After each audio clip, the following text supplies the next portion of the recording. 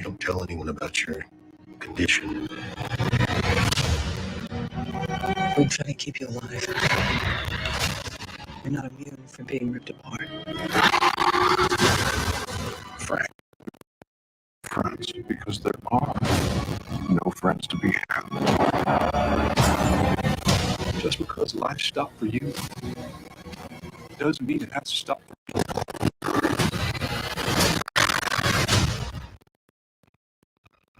You know, halfway with this.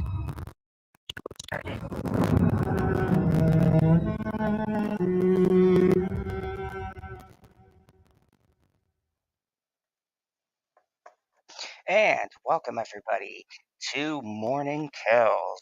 Today I am super excited to talk about possibly one of my favorite games of all time, which was adapted into a show that may become one of my favorite new shows of all time. Welcome to Morning Kills, where I talk mostly about horror and things like that. So why am I talking about The Last of Us? Because make no mistake, The Last of Us is a terrifying game.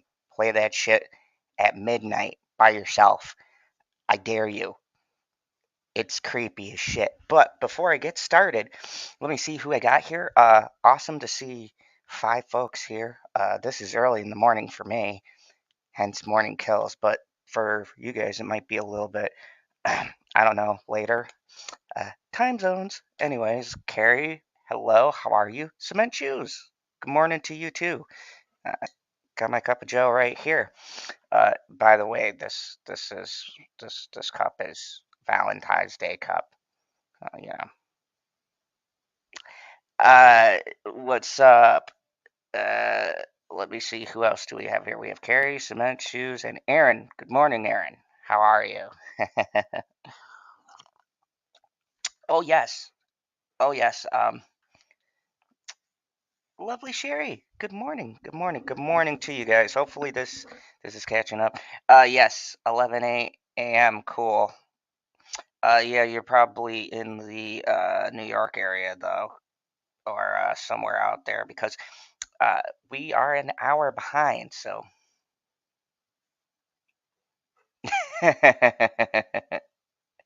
Yeah, real men have X's and O's and hearts on their cup. You know it. So I want to talk about something because I had this debate with Husky on Twitter, and for me, I've been saying, what is the difference between a good adaptation and a bad adaptation, right? For me, the adaptation of the property doesn't have to be a shot for shot because I've already played the game and I've explained this several times. For me, an adaptation doesn't have to be the exact same thing because if I want that, I'll go and I'll play the game. But it has to maintain the spirit of what the property was.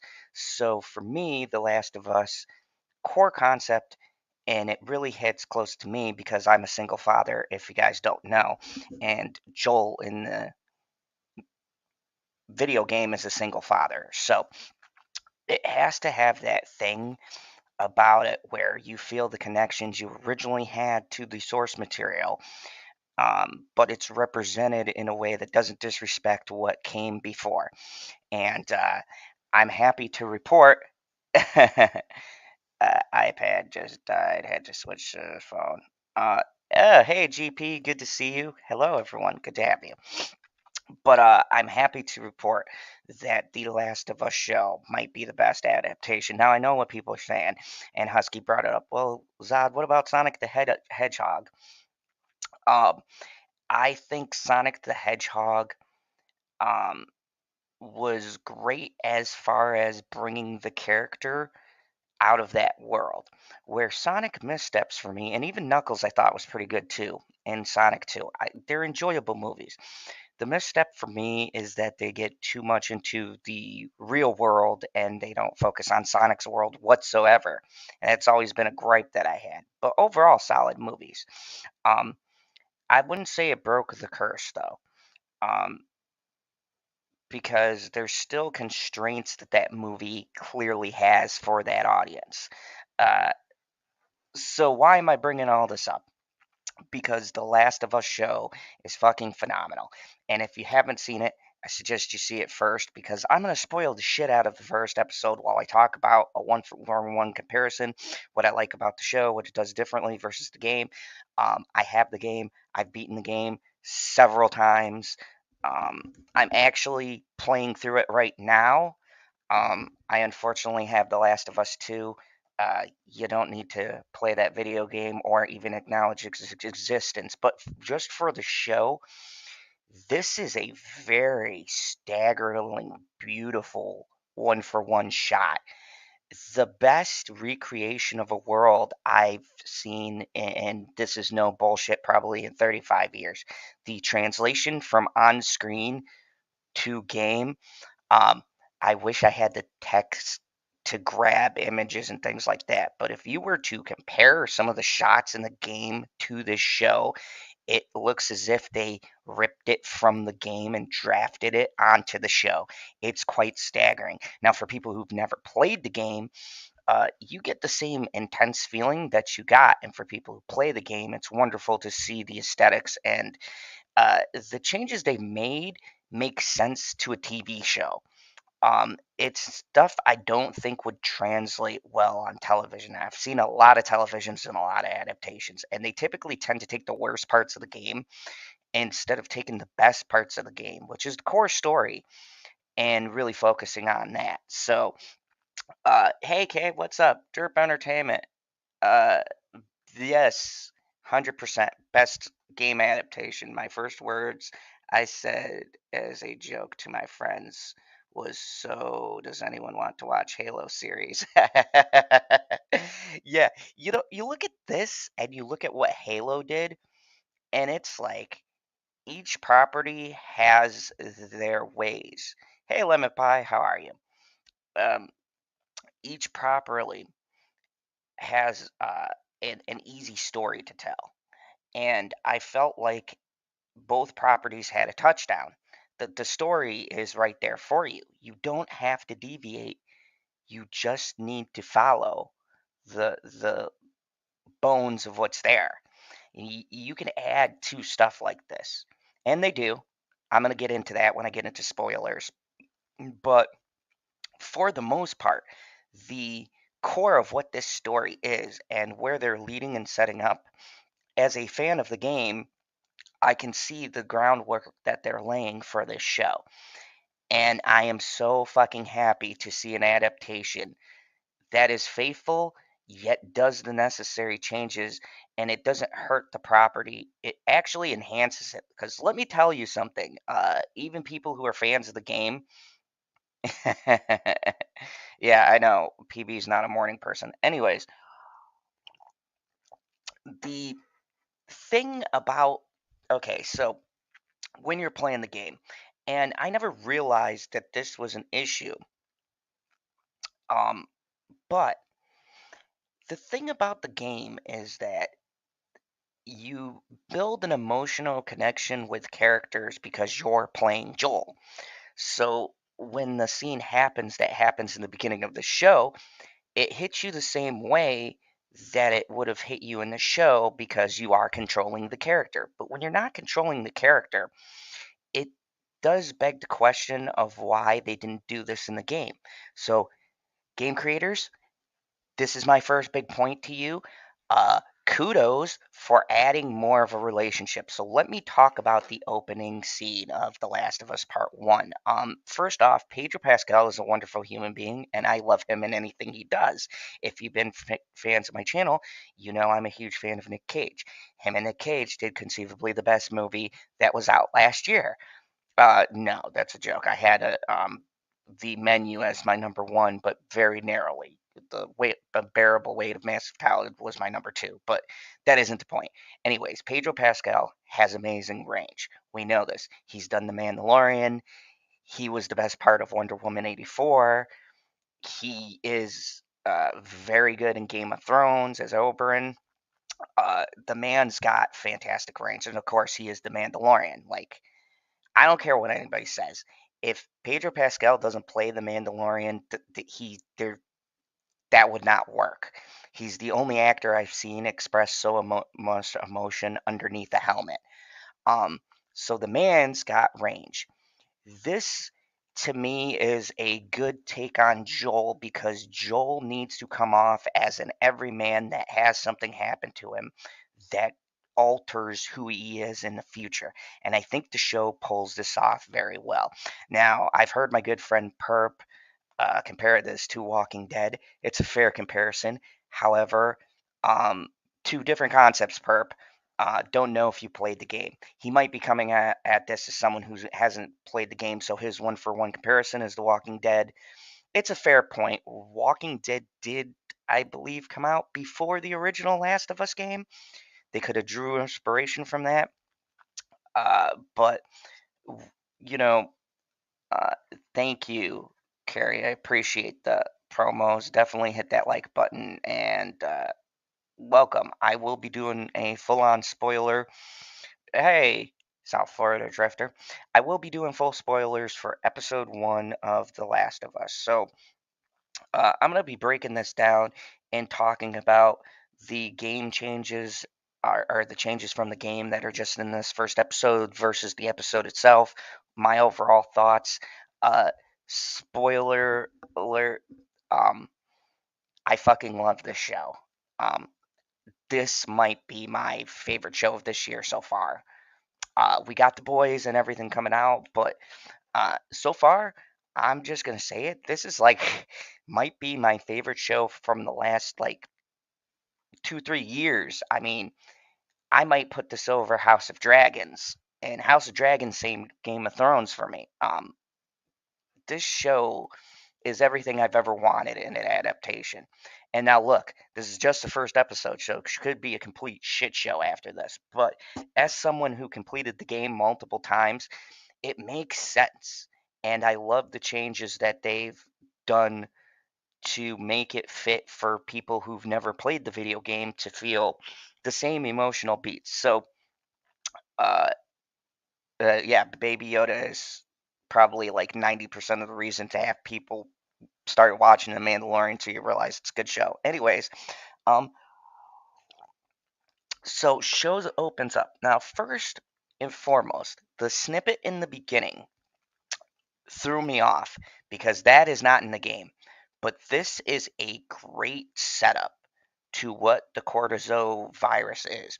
If you guys don't know, this is based on an actual infection. This is a real life thing. It happens in ants.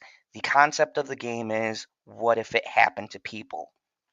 And that shit is scary. Unlike a zombie virus with an unspecified infection or something like that, this is a real life thing.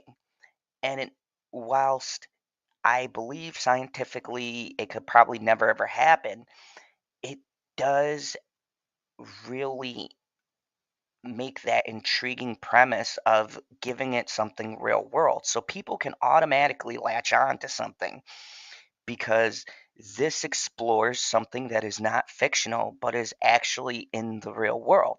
So you get people thinking about it. And when you find out how it affects ants, and actually the ants look like the people you see later on, they got this shit on them, and basically this fungus controls their whole uh, thinking process. Just imagine if that happened in humans, a hive mind of people in this like fungus state. That's basically the premise of the game. And I think that is the scariest part was just that setup in the beginning when they're talking about it. And so, first of all, the scientist guy talking, if you guys don't know, there was this show called Spartacus, one of my favorite shows. The lead person who played Spartacus died, so Andy Whitmore, a great actor, died of Hodgkin lymphoma. Little side note, but the guy who plays the villain in that show is actually in this show as a scientist. I fucking kept on yelling, I can't take this guy serious because I saw him in Spartacus. And he makes a line about the gods uh, ramming him with their big cocks. There was a lot of swearing. Anyways, it was just hilarious seeing this guy play a scientist because I was like, I know he's been in other stuff. He was also in Agents of S.H.I.E.L.D., but every time I see him, he was really good as that character. He was like a slave trader in Spartacus. But a little side note. Anyways, so the I am super already invested because the opening monologue really kind of sets you into this weird place where you're like, oh, okay. They're planting the premise in your head, and I love the way that they kind of go from that, and you see everyday life for uh, Joel and his daughter. And now Sophie's different. They they race swapped. I think it made sense for Pedro Pascal because obviously Pedro Pascal, I like to joke he's a tan Joel. So that's not throwing shade so people don't get uptight. Jokes are still jokes. But yeah, uh, it made sense for him to have uh, a different ethnicity as far as the daughter goes because Latin descent, you know, anyways, the change makes sense. It didn't bother me because I could tell it's kind of like but giving the casting, it makes sense to the casting that they chose for Joel. So I'll go past that. Give them a pass. For me, if you want to do a race swap, as long as it makes sense and it doesn't destroy the integrity of what you're telling, which for me that's a minor nitpick. So I'm not gonna sit there and go, "Oh, this sucks," because um, the person, like they say, right? And I say this all the time. It does not matter what race you are. If you are good for the role, then you should get that role. And holy shit, Nico, Nico Parker is only on screen for the first half of the show. I believe I want to say the episode is an hour and a half, just about. Um, so it would be like the first maybe 20-30 minutes.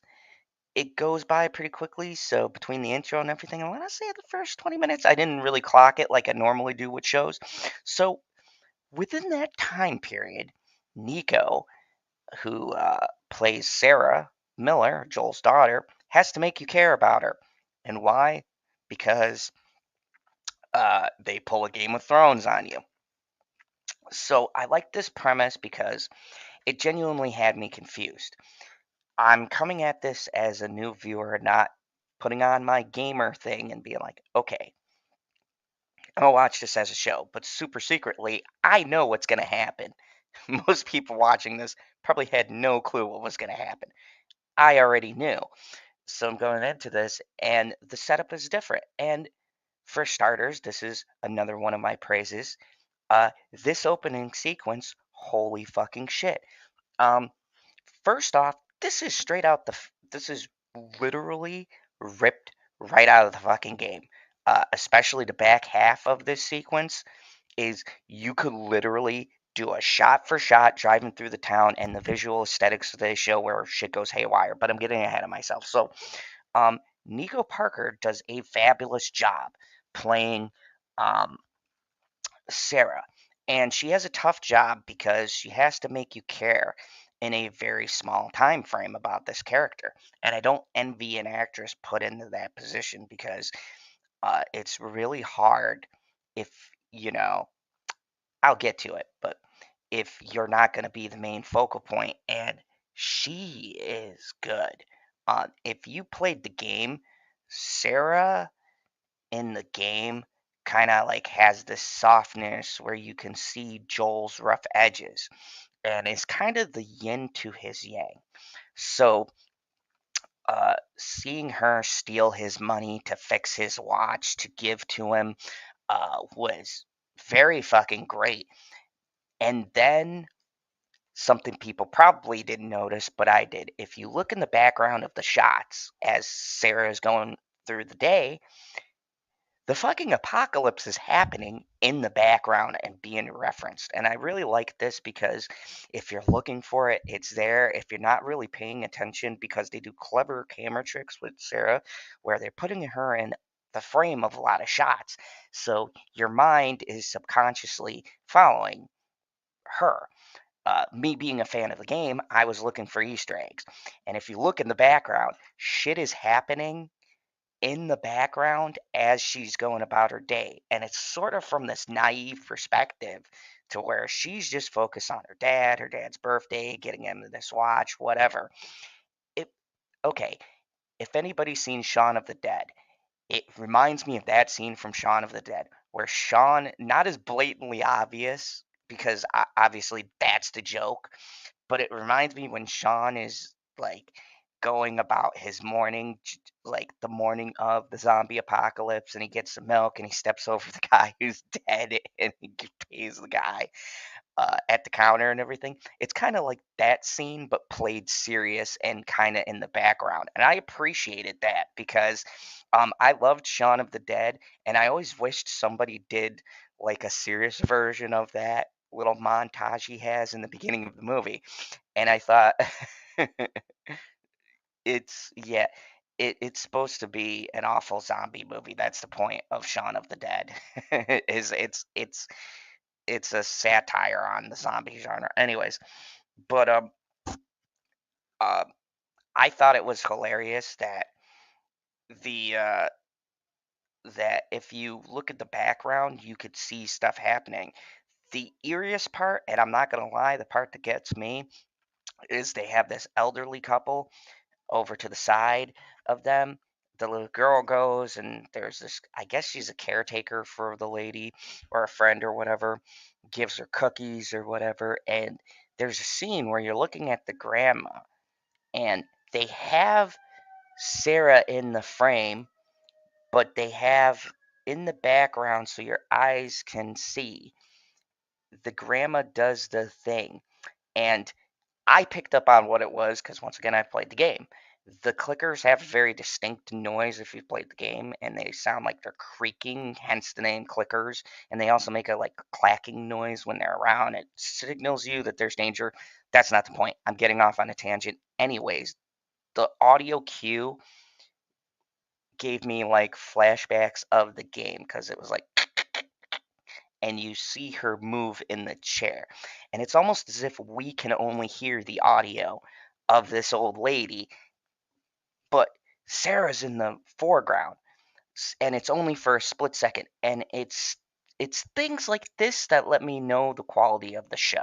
It's very little hints of what's coming, and they lead very brilliantly into inevitably what's going to happen for the first half of this. Oh yeah, dude, that old lady was scary as shit. Um, so anyways, the so as the day goes, she gets the watch, gives it to her dad. Her dad has to bail out Tommy. Oh, I forgot to talk about Tommy, played by Gabriel Luna. Straight out of the fucking game. Look, most of this casting, I'm not gonna harp on too much until I get to Ellie, but um, while they are not exactly like their game counterparts yet, the groundwork is there. And I do feel like I can't believe I'm agreeing with reviewers. It's been a long time, but I feel like they do bring their own kind of unique spin onto the characters without losing what the character is. I think, and I'll get to Joel when I get to the second part of this. But God, this is a fucking long breakdown. I apologize, but I got a lot to say because I'm super excited and I want to give concise reasons to why I feel the way I feel about this show. And having played the game, yeah, I'll get to Marlene in a second. Don't jump ahead, Carrie. Don't jump ahead. I know I'm excited to talk about this, uh, but I'm trying to keep my thoughts concise. I do want to get to that because I have a lot to say about that, and it's the first time I've ever seen that done. So I'm gonna get there. We're gonna see more people from the game too. I believe it's been said Troy Baker's supposed to play a character in here. Don't know when or where, but I look forward to that. If you guys don't know, Troy Baker voices Joel in the game, so that's fucking hilarious. He is on the cast list.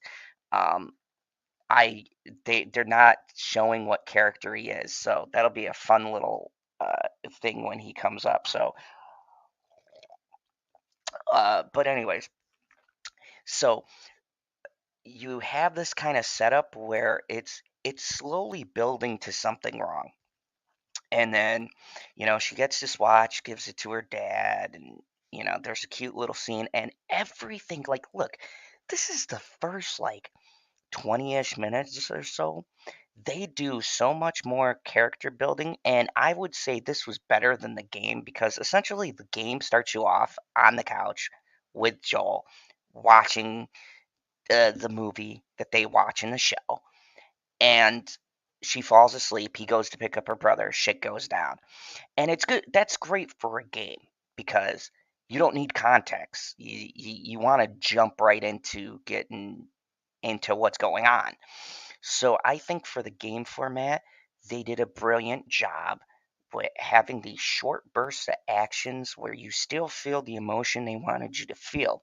But TV is different, and people you have to build a sense of suspense. And people naturally are attached to kids, so they already had that going. So they already string you along.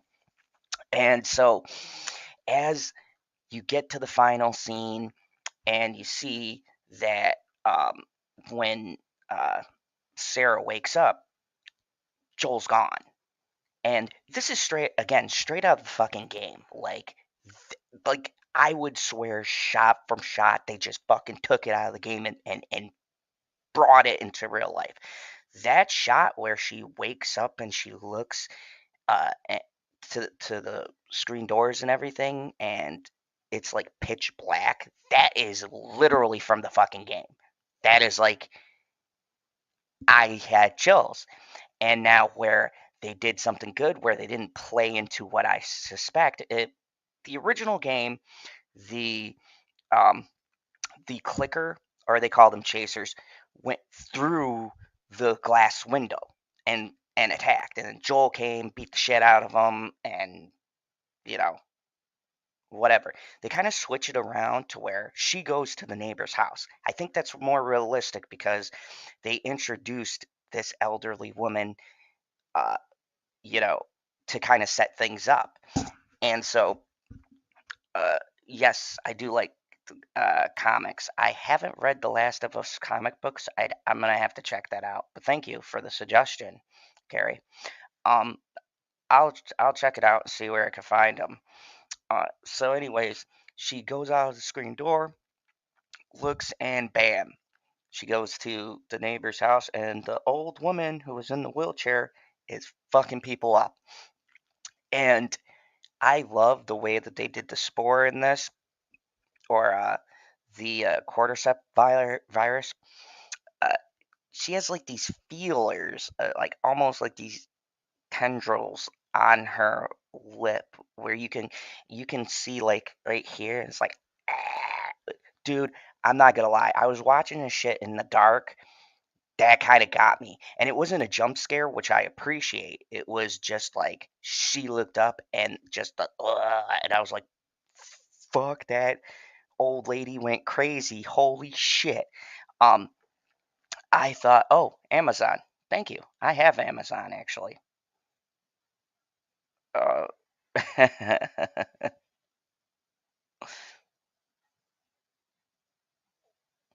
oh, it was like I was like, oh shit, like, shut up, Carrie. My initial reaction was like, cause that shit was creepy. Like, okay, spoiler alert, old people in horror kind of terrify me. I loved X. That shit scared me. It's that feeling of they're old, so they don't give a fuck. So if they snap, they'd be like really ruthless. I don't know. It's creepy to me. Okay, it's creepy. I don't find old people creepy in general, but the concept of like you're towards the end of your life. This lady was like on death's door most of this episode. To see her kind of like taken over by this, it's kind of messed up. Because if you guys don't know the lore yet, but the cordyceps virus is, once it takes over you, you're done. You're basically part of like a collective, and I don't want to spoil too much of what I know because I don't want to spoil what they might set up later.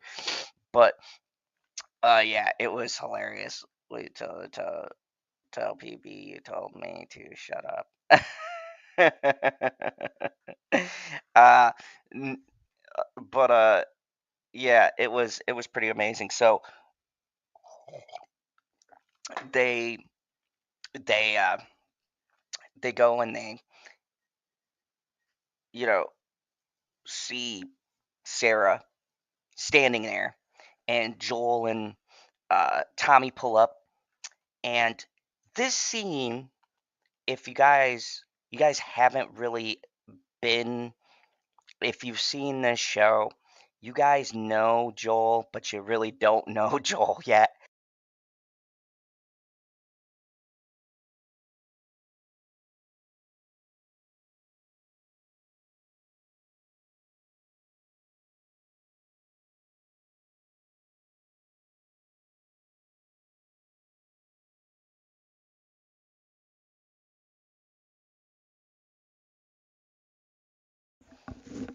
All right, batteries. Sorry. Anyways, so sorry about that. Um, anyways, so you guys know Joel, but you don't know Joel yet. Joel is a very brutally ruthless character in this game. He has been debated by the fan base for years. I'm not gonna tell you the villain has mic issues and he's back. Thank you. Um, I I I'm not going to get into what the debate is about because I don't know how much they're keeping, but from what I've seen, they're going to keep the original what happens. But Joel has been heavily debated in the community for a long time whether or not the man is good or evil. So that should give you some indication. And I think that Pedro Pascal actually plays this better than the game because he brings this vulnerability and brokenness, and I will get to the ending where he also brings this like man who's ready to explode at any moment and is visceral and violent. um if you guys noticed, and this was a nice touch too, on the back of the truck as they're leaving from the house, you see a Desert Storm sticker.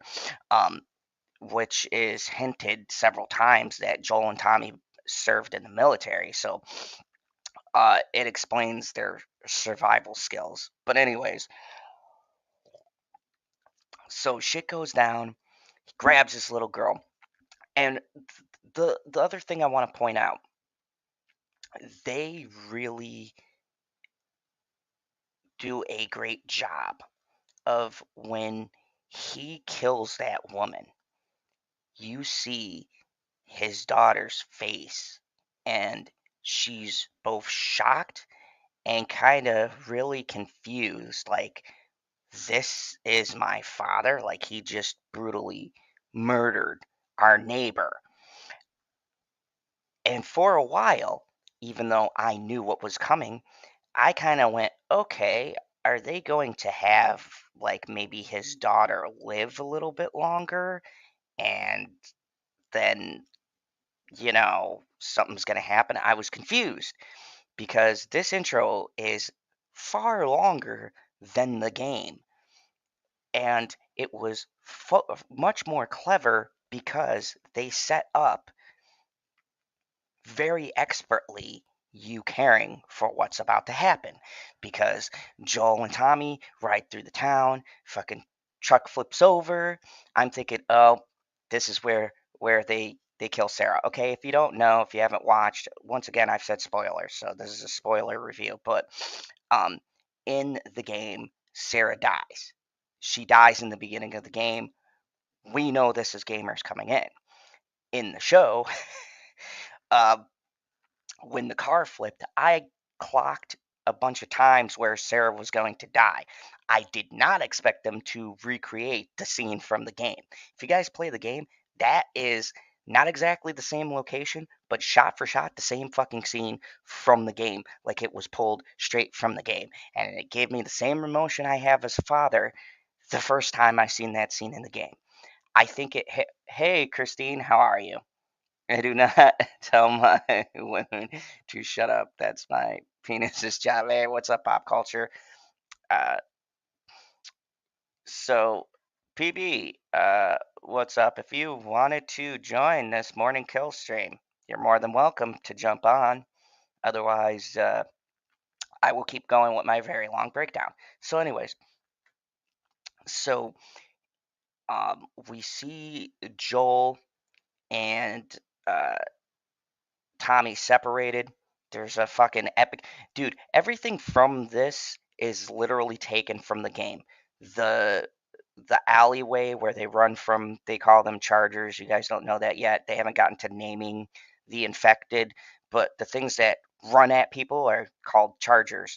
Uh, Clickers, which you'll see later, make that sound. They were kind of what the old lady was doing in the beginning of the show. Anyways, so they go down the alley. This fucking charger thing hauls ass towards them. Um, they start to run, and then they right when the charger is going to get them, which is kind of shot for shot what happens in the game. Like I said, different location in the game. They run towards the riverbed where they're meeting Tommy, which is why it kind of threw me off because they shot a different location. I understand they can't do everything rendered in the game, so I get it. I just assumed Tommy swung back around to meet up with them, but in the game, it's more of a creek thing that they're going down underneath, like kind of like a storm drain thing, and he meets up with them. But anyways, that's a little aesthetic thing. Anyways, they meet up and bam, they're stopped and the Chargers shot. And um, when I saw this, this is where I knew it, and I knew what was going to happen. But um, shout out to Nico Parker because still, as a father, that fucking scene was as devastating as the first time I witnessed it in the game. In the game, I put down my controller and I cursed a little bit because I had never played the game, so I had no clue what was coming. But it puts you in that mood and it makes you understand why Joel is broken. Yes, I have a review on Megan. You can, thank you. Uh, you could check out my review on Megan. It was my last Morning Kills episode 1. Welcome to episode 2. So hopefully you guys are enjoying this. Anyways, so they they they have the infamous scene. So this military guy stops them, and this gets me because I know the protocol for these kinds of things, and I tell people all the time you wouldn't want martial law because, yeah, a virus, they would shoot people. They will quarantine them in that town. Anyone who escapes, they will execute them. And this was so heartbreaking because Pedro Pascal plays this. The man can hit emotion like nobody's business. Seen it a couple of times, but this really fucking hit me hard. And the visual. And I want to say, if you guys haven't checked it out, if you watch the episode and then maybe stopped, watch the inside of the episode at the very end of it. There's about a 20-minute thing. You can also watch it on YouTube if you don't want to look up where it's at. Um, and they talk about making the show. And I could tell from the inside the episode that this guy gets the material and gets the assignment and gets it well. I I now don't give a fuck if this guy ever played a second of the game. And it kind of makes sense to me why they told people not to play the game, to bring something of their own. They weren't saying don't understand what the material is, don't write it as it's written, but they were saying, hey, we need you. This is what the character is. This is the core you need to keep, but you bring your own personality to it. They don't want them playing Joel from the game because you have Joel from the game. And I get it now. I get it. Like, this is really funny to me because there were a bunch of people shit talking on the internet as they do, talking about, oh, this is a disaster. Did you hear about what the creator said? And I said, you know what? Why don't you wait until the fucking show comes out and see if what they're saying makes sense? And it does. Yeah, they don't want people playing the video game because the guy from Chernobyl made a fucking Emmy award-winning show that if you haven't seen Chernobyl, I highly suggest you watch it. It is a fucking really great show. But this guy creates intensity and bleakness in his shows. So when he got tapped for The Last of Us, I kind of started going, oh, we're in good hands because I seen his work. He's a great director. And you know, I finally got it. Like, he didn't want people to emulate the game. He knows what the material is, clearly. Like, some of these fucking shots are ripped straight out of the game. I refuse to believe that he doesn't know about The Last of Us or at the least the story or whatever. Um, so it's not he didn't want them to experience the game. He didn't want them to take that character and reuse it on the screen. And that's a very evident by the way these people act out the characters. They bring their own range. And I am fine with that because they still respect who the character is in the game. They don't change up that much, but just enough to make him a 3D fucking person, like a living, breathing human being. And for normal people who never played the fucking game, they can enjoy what we enjoy about who these characters are. And right from the opening sequence, I could tell the love and care that was put into this show. And I said, oh boy, they did it. Like, they actually did it. Yes, it's not a documentary. The one he did was a dramatization called Chernobyl. Um, it was, he even stated it was more dramatized. It was loosely documentary based. But yeah, it was pretty, it was pretty, it was rough. He showed a lot of the aftermath. This guy's got an eye for gore and stuff. I can't wait to see the kills. And I'll get to my first complaints when I get to my negatives, but I'm just giving an overall synopsis. So strap up because I want to really break this show down and show you why I'm really enthusiastic going forward because as a fan of the game, you have to realize I have been on this earth for 35 years. I've seen every fucking shitty video game adaptation. Mario Brothers, Double Dragon. Bet you never knew that had a movie. It did. It's fucking terrible. Don't watch it. Mortal Kombat. Mortal Kombat Annihilation, which I choose to believe never existed. Mortal Kombat Legacy. Mortal Kombat the television show. Resident Evil 1 through whatever the fuck they're at now. Seen them all. Monster Hunter. Like, I've seen the only ones that came relatively close to what the source material was Sonic.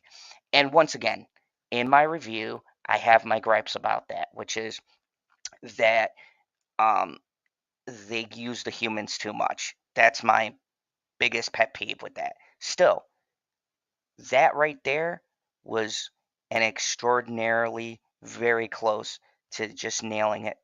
I think this, when I say it breaks the adaptation curse, I think this comes close to being true to the source material while still crafting something that people who've never played a video game can sit down and watch and understand and be locked in and be like, oh, yeah, okay, I know what's going on. I get it. But they can have someone who played the video game go, holy fucking shit, dude. And, and the thing that I like is they're mixing up events, so I can't really predict what's going to happen. Now, this could be a negative thing, but I think the way they're structuring it by taking certain things out or shifting things around, it keeps people who know the game from being able to ruin it or guess it. Because, like I said, I played the game. I don't want the game. I want something different that holds true to the story. And it's doing an excellent job. So, they fucked up Mortal Kombat several times. Several times. Like, don't get me wrong. I liked the new Mortal Kombat. I think that was closer to the game, but still needs a lot of work. There's a lot of work, but I think it was good as far as reboots go. It was a good starting point. Um, Still, Scorpion was the best. I think they should keep it R-rated, personally, but we'll see. There's been no word on when the sequel's coming, so I heard it made enough to do a sequel. We'll see. So, anyways, after they get out of this, they get surrounded by the guard. The guard fucking shoots Joel. Um, and he would have died, but he was holding his daughter who hurt her ankle, and this scene fucking broke me. It broke me in the game, and it broke me when I was watching it. I didn't think they'd have the balls to show a child getting killed. It's like been like a big thing in Hollywood never to do. Uh, I loved it that this game had the balls to do that because it was the one way where you could actually feel this man's pain. And I think that uh, it also highlights the just uh, the raw emotion. And I don't know, as a father, this scene in the game always got me, and both times I honestly I would say it's pulled off better in the show, because in the game you get a short like tutorial section basically. Not that it's not good. It's fucking amazing. You still get the set pieces running through the thing. You're carrying Ellie. It's fucking. You go through the same beats. But I think on screen, when they flipped it and they showed it from Sarah's perspective, and you actually get to see a day in the life. And then she was likable. She did a really fucking great job. And so when you get to that scene and you hear the gunshot, you see her roll the other way. He reaches down, there's blood, but he's looking, there's no bullet wound. If you guys, so the bullet was actually blocked by her body, as to say if Joel wasn't carrying her, he'd be dead. And this is the guilt that's going to follow Joel much through his travels as he goes through this world. Uh, but yeah, it was one of those things that I think the show actually executes better, because in the game you build these relationships, like I said, by playing the character through set pieces, but in the show it has to be acting. And I think Nico Parker did the character justice, because Sarah has this innocence about her where if she survived, it would kind of be like you wouldn't understand how she survived. She's from the old world, and she's got this like softness that wouldn't translate into this world. And I'm sorry, I get a little bit choked up because this scene fucking really hits me as a father on a personal level. Yeah, I don't think I would be able to live in that world. Like, if I was carrying my daughter from, point A to point B, and she took the bullet that was meant for me, and I fucking lived while my kid died, I don't think I would give a shit about living, which, as you find out later, he builds a reputation because he doesn't fucking care about living or dying.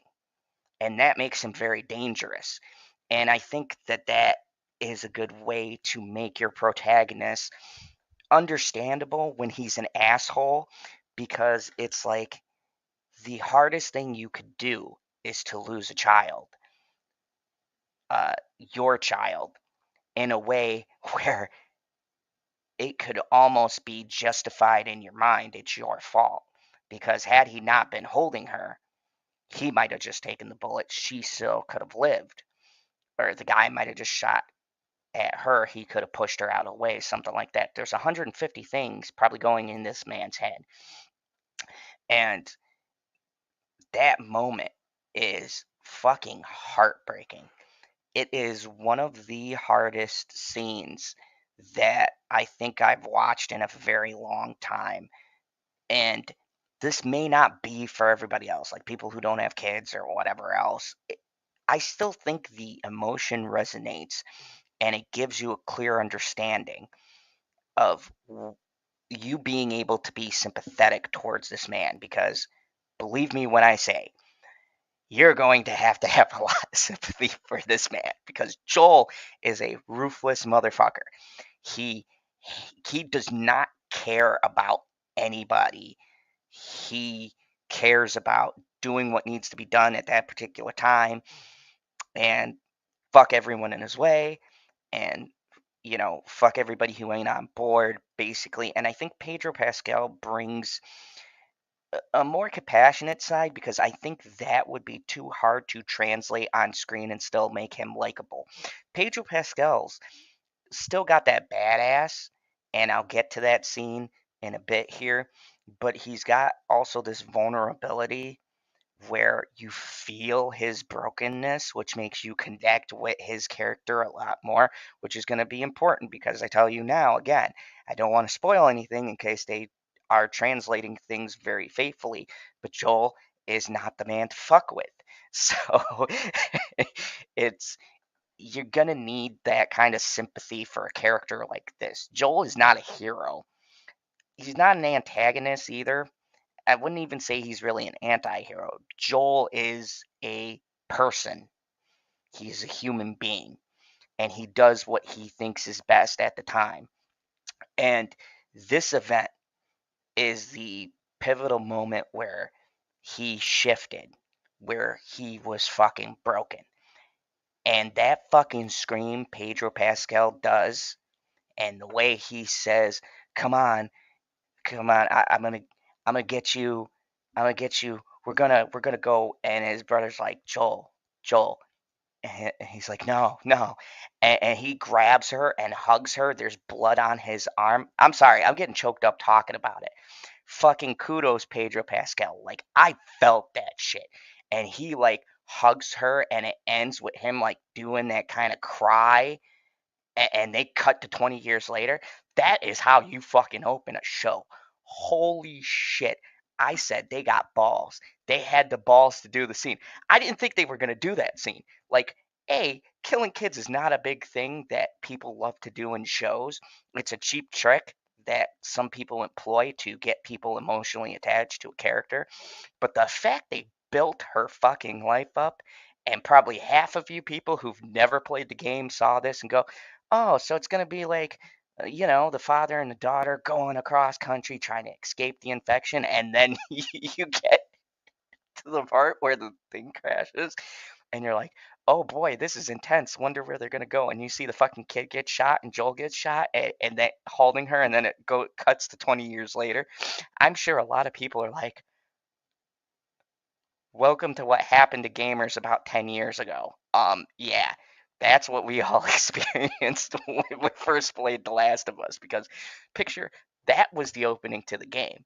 And that's when you go, wow, like this game ain't fucking around. They are out to punch you in the feels very early on. So I want to get to another favorite person from Game of Thrones, probably the best person in the later series.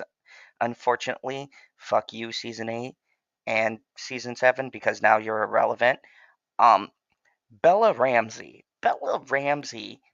When I watched her on Game of Thrones, she was spunky and had attitude, and it never clicked to me that she would be a good Ellie. But the character she played on Game of Thrones was kind of Ellie if she ruled the land. That is what Ellie is. Ellie is snarky, doesn't take shit from people. You don't really get to see her soft, likable side until you really get into it with her and Joel. But plot twist, the crux of the show is not Joel and Sarah, who you assume. It's going to be Ellie and Joel. And a lot of things are going to happen. I don't want to spoil it from what I know in the game. But it's a story about a broken man with this broken girl who has this big secret, and they travel together to try to save the world.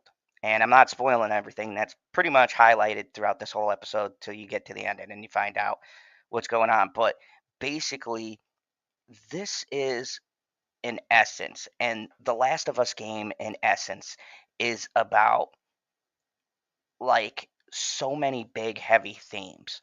And I think that this show really is laying that groundwork for people to be able to follow who've never played the game along quite well.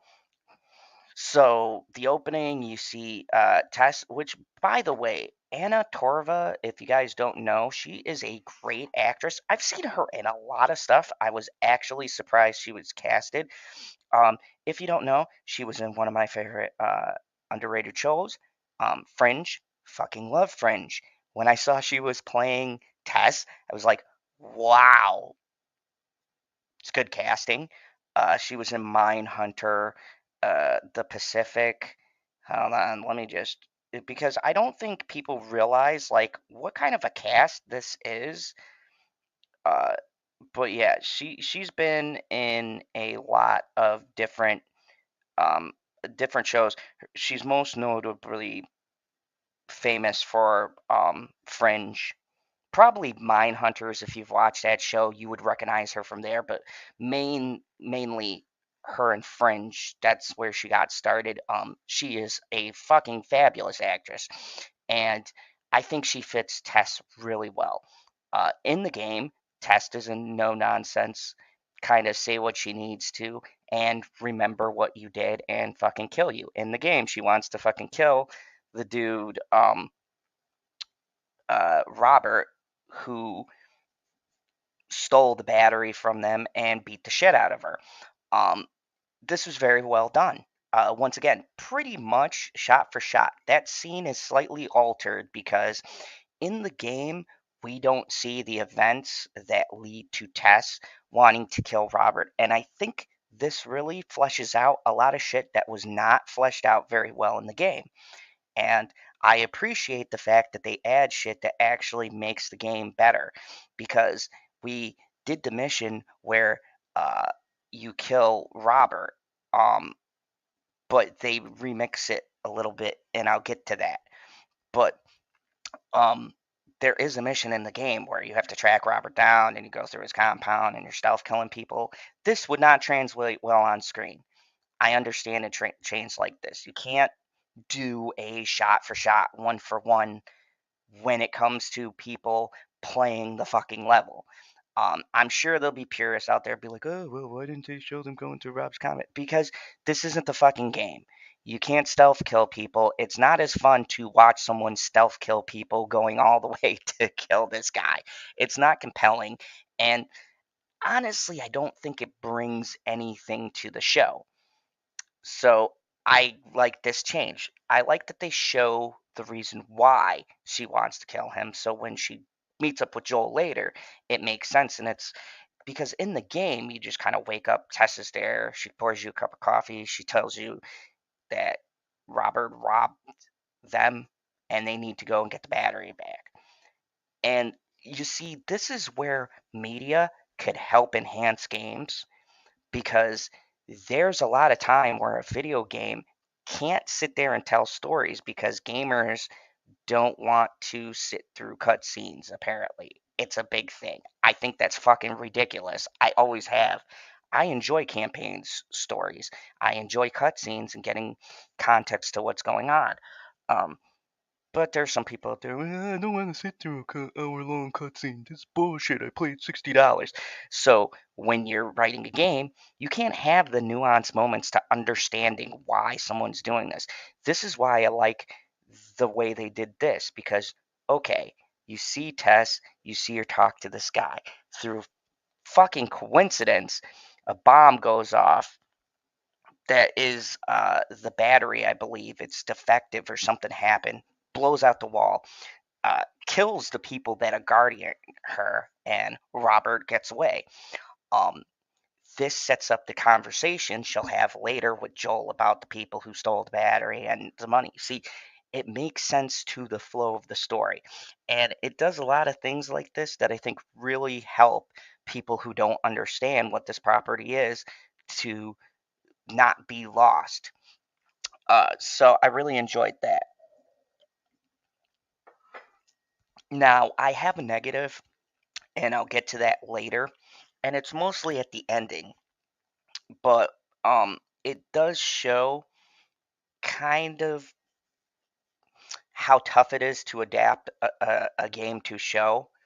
And I'll get to that scene when I get to it. But anyways, so they go through. You get to see the world the way it is now. They're fucking burning bodies. They killed another kid in this show. Like, holy fuck, HBO. Good for you. Big balls on that network. Like, 2 kids.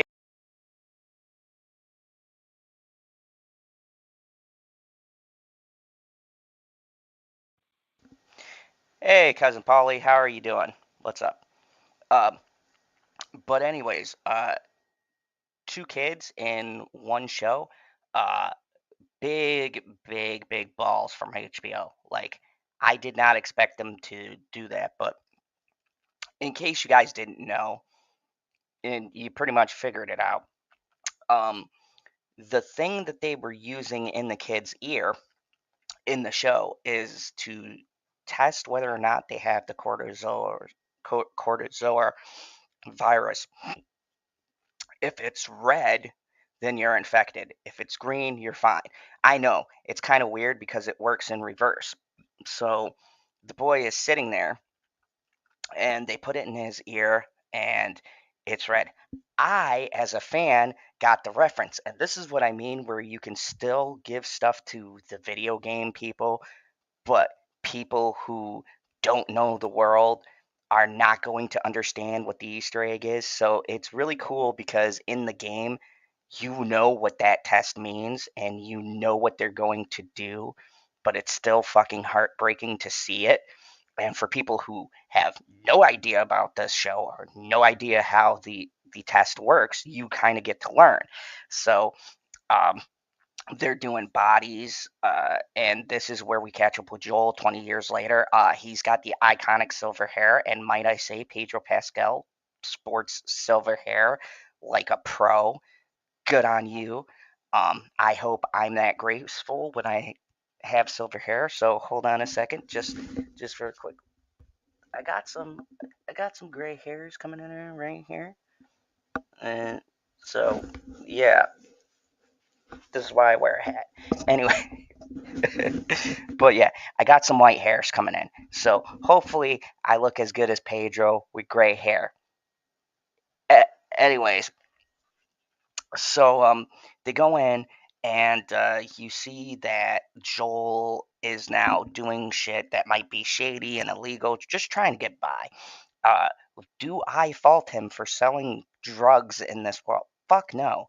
This is the apocalypse. Look, I would sell people if that's what it took. Like, I'm sorry, you can fucking hate me all you want to, but this is the end of the world. You have to do what you have to do to survive. He's got side hustles and he's trying to get a battery in a truck because he's trying to get to his brother because he is afraid his brother might be in danger.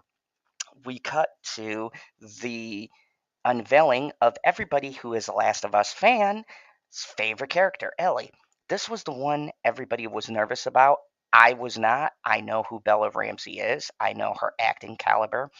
And Ellie feels the same but different. In the game, Ellie has more of a softness to her. She's more she's still abrasive to Joel, and that's kind of what builds their relationship, but she does have a less of an edge when you first meet her. Kind of. I don't know. It's a different kind of feel. Bella Ramsey is more of a harder edge to when you first see her. I have a feeling she's playing it in reverse, where she's going to have more of an edge and then be more sentimental as the show goes on and as they kind of build up this relationship, because people, it is only episode 1. So there's 9 episodes and they have to build through this relationship. So I have a feeling as the show goes on, I don't know. I wasn't one of those lucky people. HBO Max, I talk about you all the time. Send me a fucking screener. I would review this whole thing. Anyways, if you guys are watching. Uh, so, anyways, but from what I saw from the first episode, it's just really laying that conflict between Joel and Ellie right away. Thought it was hilarious. If you guys have played The Last of Us, Ellie, oh, have a good one, cousin Polly. Good to see you here. Thank you for popping in. But if you guys have played the game, Ellie has a foul mouth.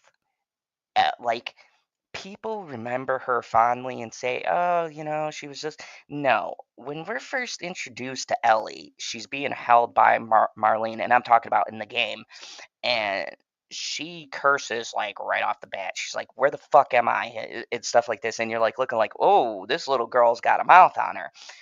But she also has a softness and a sassiness to her that makes her very endearing. But she is a foul-mouthed little girl. And I think Bella Ramsey nails it with the first bit of dialogue that she has in this scene. And when they ask her to count to 10, and she goes, yeah, like 1, 2, 3, 4, 5, 6, 7, 8, 9. I was like, I'm not gonna lie, that is Ella's character. It was very, it was jokey. It was doing what she was told to do, but very like fuck you. And that is her character. She is young, but she's also very independent and has had to live in this fucked up world. They're going to get into some things in her past, so I do not want to give away what happens because, like I said, I have some knowledge and I do know they're adapting something that does explain Ellie's backstory from what I've heard. So I don't want to give away anything, but I will say, um, they show both sides of her. They show her like being a kid and what that looks like in the apocalypse, but also that she is, you know, a survivor. She will do what it takes. And that is where her and Joel will really connect as you go along the story, because Joel will do what it takes. Like, if he's got a mission, he's going to complete it, and there is nobody or nothing that will get in his way. And so you kind of have that dynamic going, but I liked that scene. I thought it was good. Now, sidebar, and this was really shocking. So Marla, I'm not good. I think it's Dandridge. Yes. And please forgive me if I fuck up this name. Um, if you guys don't know, she played Marlene in the game. She's the actress playing the character in the show. Brilliant fucking choice. I do not for the life of me know why, if you can face capture and voice capture a performer that does a great job, you can't translate that onto screen, because she does not play the character any different than I remember from the game. Uh, I really am puzzled as to why they don't do this with more people. And like now with Joel and Ellie, I kind of understand. The actress who plays Ellie is slightly older now, so it doesn't. I mean, it could have maybe worked, but and Troy Baker as Joel, doesn't look exactly like the model. I think they could do some trickery to make it work, but honestly, I think they made a good choice with keeping the aesthetics as close, because Pedro Pascal, and I've joked about this and I'll say it again, reminds me of Joel with a tan. That is the only difference. Like, he's got the grizzled look, he's got the grizzle face. Like, hold on a second, let me show you, okay?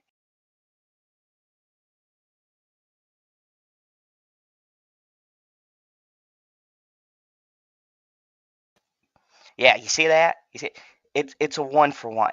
It's crazy. Like, the makeup and effects department should be praised. Aesthetically, visually, the costumes, the set pieces, top notch. Like, HBO put some serious fucking money in this show, which is why I want to review it and get it out to as many people as I can, because we don't get high quality content where they put faith into something as risky as something like this that might not hit with everyone, but they put the money down and you can see it. Like, the way they capture their aesthetics and the look and the feeling. There's a little Easter egg if you guys did the video game where they're painting over the sign of the fireflies, um, that says, "If you're lost in the darkness." That is like, that was literally a scene straight from the game. Like, that is how it looks when you're going through. But anyways, uh, long story short, you find out that Ellie's being held. Um, Joel, meanwhile, links up with Trish, who tells him she got robbed. They're going to find him. They're going to kill him. They're going to get their shit back. And they go to track down the scumbag Robert. Um, Ooh, good coffee. I have a coffee called Black Death. It's strong. Anyways, so they track down Robert, um, and they find out he is doing business with the Fireflies. If you guys don't know, there's two groups. There's like the government kind of group, people who kind of took over. They're like a relief effort sort of thing.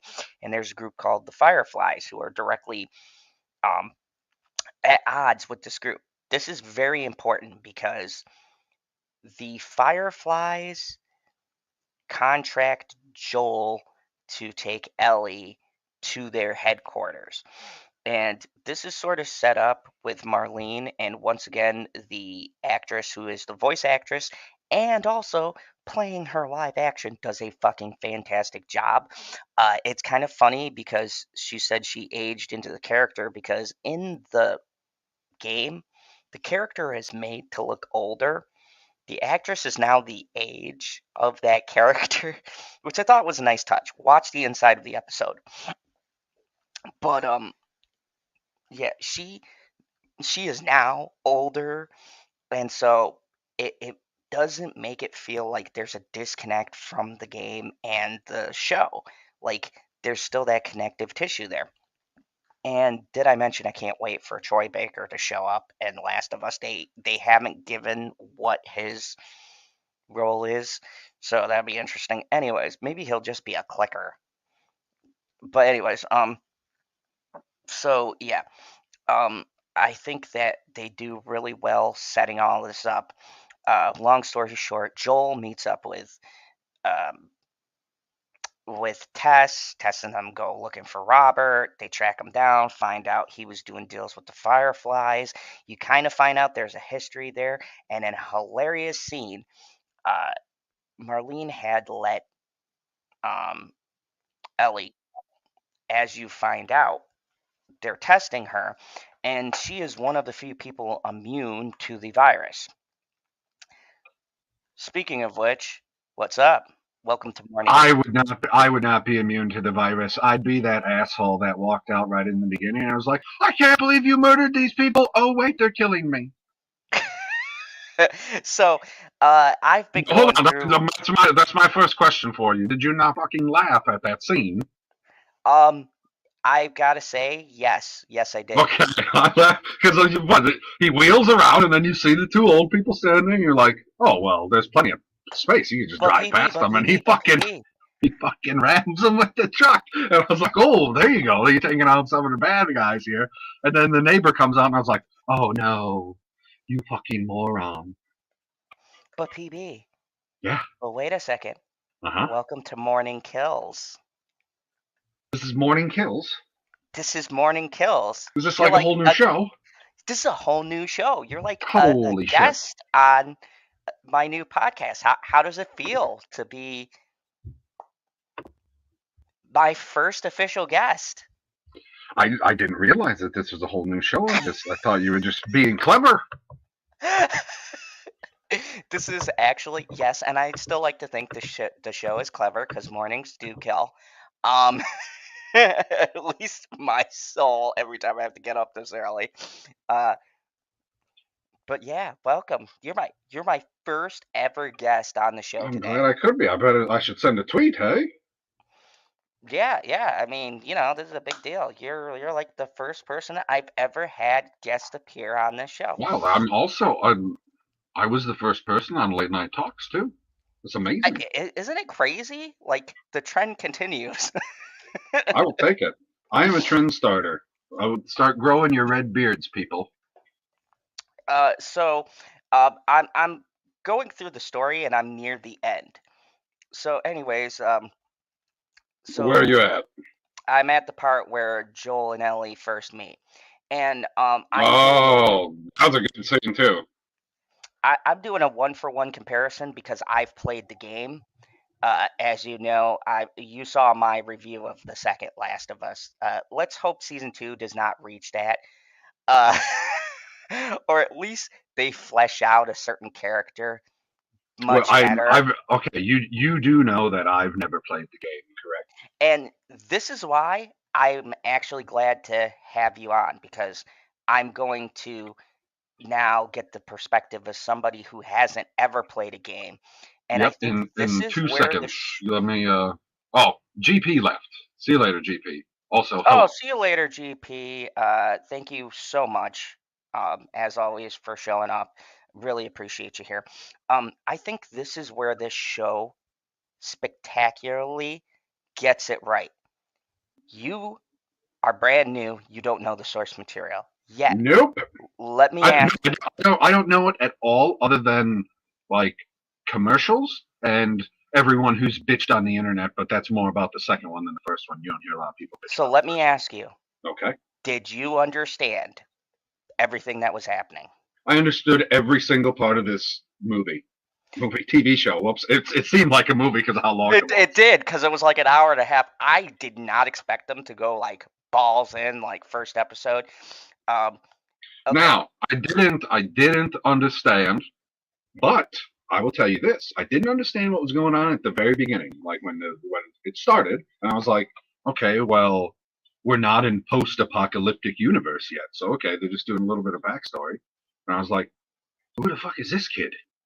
And then you watch them interact for, I don't know, 30 seconds, and you go, oh, that's his daughter. Like, you figure it out immediately. They show you what's going on. Now, hold on, before you go any further, because I already knew what was going to happen. Did you know what was coming, and how was your initial reaction? Did you feel like it was going to be like a father-daughter adventure when you first started watching it? Being that I know that the characters' names are Joel and Ellie is a good clue at the beginning, because you can tell who Joel is, right? Like, you can tell that it's Pedro Pascal. But maybe you don't. You can't tell, like, little girl here, little girl there, little girl there. You're like, well, I don't know which one of these is which. Like, what's going on here? But I don't understand what's happening.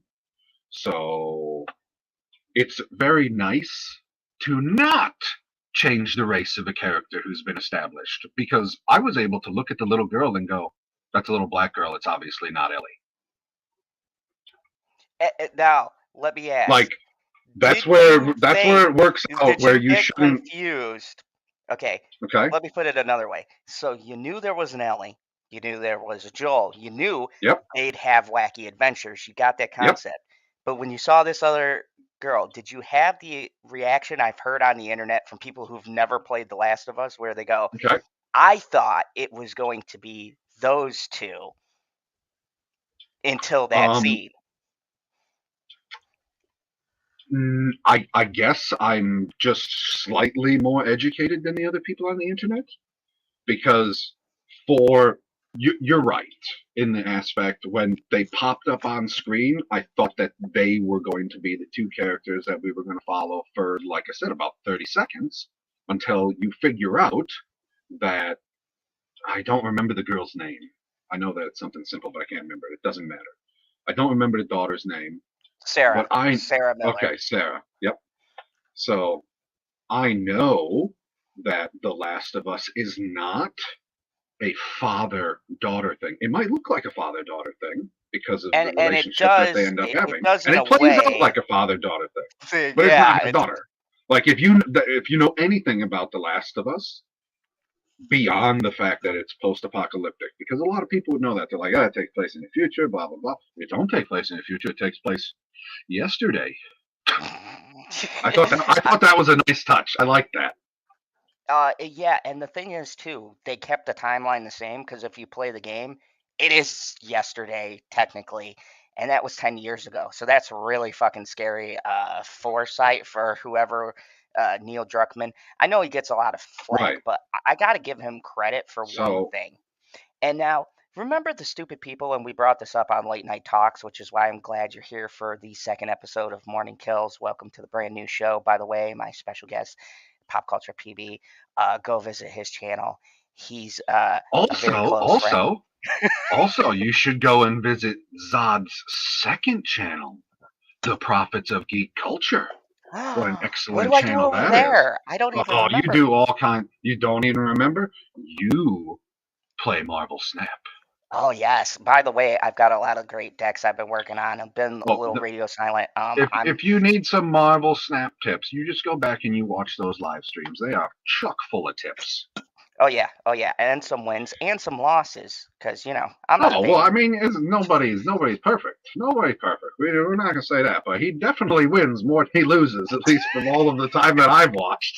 Yeah, like I wish they had a tournament. I would so fucking crush it. Like, and half of those decks I play meta mixed with my own ideas, and I'm still beating ladder. I would love to go up against like the really good YouTubers and see how my decks do. But anyways, uh, so in this show, you're coming in No, fresh, right? yeah, How I'm did coming you in feel? completely fresh. How did you feel? I like to call it the who was I'm blanking out on Sean Bean's character of Game of Thrones. Oh, Ned Stark. Yeah. Ned. I like to call it the Ned Stark. How did you feel about the Ned Stark that happened? Where was that not shocking and damn near heartbreaking when Pedro says, "Don't worry, I'm gonna move you" and stuff, and then his brother Tommy looks over and goes, Joel, Joel, and you just see the realization hit him. Dude, the fucking acting in this is Dude, far I too was good. Like far too good for even okay, so yes, all of the main characters, and I would consider his daughter a main character for that episode because she's in more than half of it, and she seems to be the focal point of the whole first half of the story. which makes it more devastating, but continue. Oh god. Well, no, that's the whole point because Yep. like that's the whole reason why him and Ellie have the relationship that he has with her is because he lost his daughter.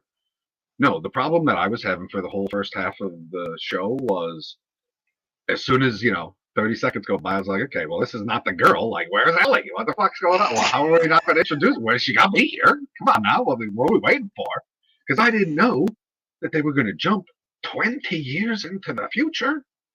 Like, Not only that, I'll tell you what. In a post-apocalyptic world, Pedro Pascal must have all of the facial cream because he looked like he aged about 5 days in 20 years. oh, like, dude, the way, and I've showed it, you can see it because on my thumbnail, I have the comparison. There's been a lot of people who are like, well, Pedro Pascal doesn't exactly look like Joel. Bullshit. I have the two pictures up for you to look at. He looks very much like him. And I said, he looks like Joel with a tan. That's it. Like, Joel went on vacation. But it makes sense when you think about it because he's in Texas at the start of this. So it makes sense he has a tan. Like, it canonically, and in the game, it did make sense to me. And this is what I'm talking about, where you can do changes that make sense. It makes sense, the changes that they make.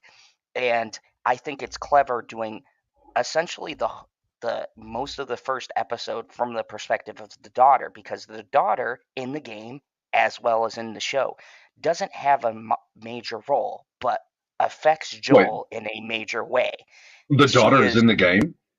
Oh yeah, the daughter you play, the game, they rip this shit straight from the game. You, instead of like showing her go to school, and this is where I said in the beginning of the review this was done better, they Okay. start you off with them on the couch after she gives Oh, them the okay. gift. Just skip the whole birthday Yeah, thing. and I think this is where video game adaptations have gone wrong, because instead of showing stuff that gives more context to the game, where they know you're not playing the game, so they can't just jump you into shit going down right away, Sure. they take time for people who have no idea about this world, and they actually give us, people who are fans, more lore, because they never show us in the game that clip that they showed even before the beginning, where they showed the interview in Oh, the interview from 1960, 1968 yeah, 1968. with That was fuck, I never can in the never game. remember. Do you remember the actor's name that was on Agents of Shield? Because I know the other guy is Christopher Heyerdahl, like Stargate. So Yeah, I I I gotta be I honest never with you. I remember his said name. he's the guy from Spartacus and Agents of Oh, yep, Shield. Spartacus too. Spartacus too. Yeah. Yeah, he's And, and I he's go, great. He is great, he is and great. he's in a Mummy with Brendan Fraser. Yes, and he's in like what, like five minutes maybe. No, that's what I was super disappointed about when they start that scene. I don't know who the interviewer was. I don't know that actor. I don't think I've ever seen him before. But then I see the two people who's interviewing, and I was like, oh fuck, this takes place in the past. This is all we're gonna get from it. Damn it. I was like, you wasted both of these fucking actors on that role. Come on. But to be fair, they've got so much fucking star power in this show. They have so many people that I recognize, like Anna Torva, who plays Tess. Tess, She which was one? Which one is that? she was the one where her face got fucked up. They beat the shit out of her in the beginning when they Oh, show her like flashbacks. Joel's girlfriend. So here's another thing that they added that the game doesn't have that I think is a major improvement. So when you start off that section, the whole scene of her being captured and talking with Robert is omitted from the game. You start where she wakes Joel up and she says, "Hey, Robert stole our battery, blah blah blah." And I think this really helps flesh out the game a lot more, because you see her and the conversation where she's bullshitting this guy and going, "Oh yeah, we won't come back for you," and I'm sitting there going, "You fucking liar." We'll I go, come "You are back going to for kill the you. shit out of this man." And hopefully this man realizes that you are so full of shit, because she's like, "Oh yeah, I would never." And he goes, and I think it builds up Joel too. It gives you this like, wait a second, what? Because you saw him in the beginning and what he went through, and then they do the 20-year time jump, and then you're in the scene and you're like, well, I mean, why is he so scary? And boy, do we get that answer towards the end.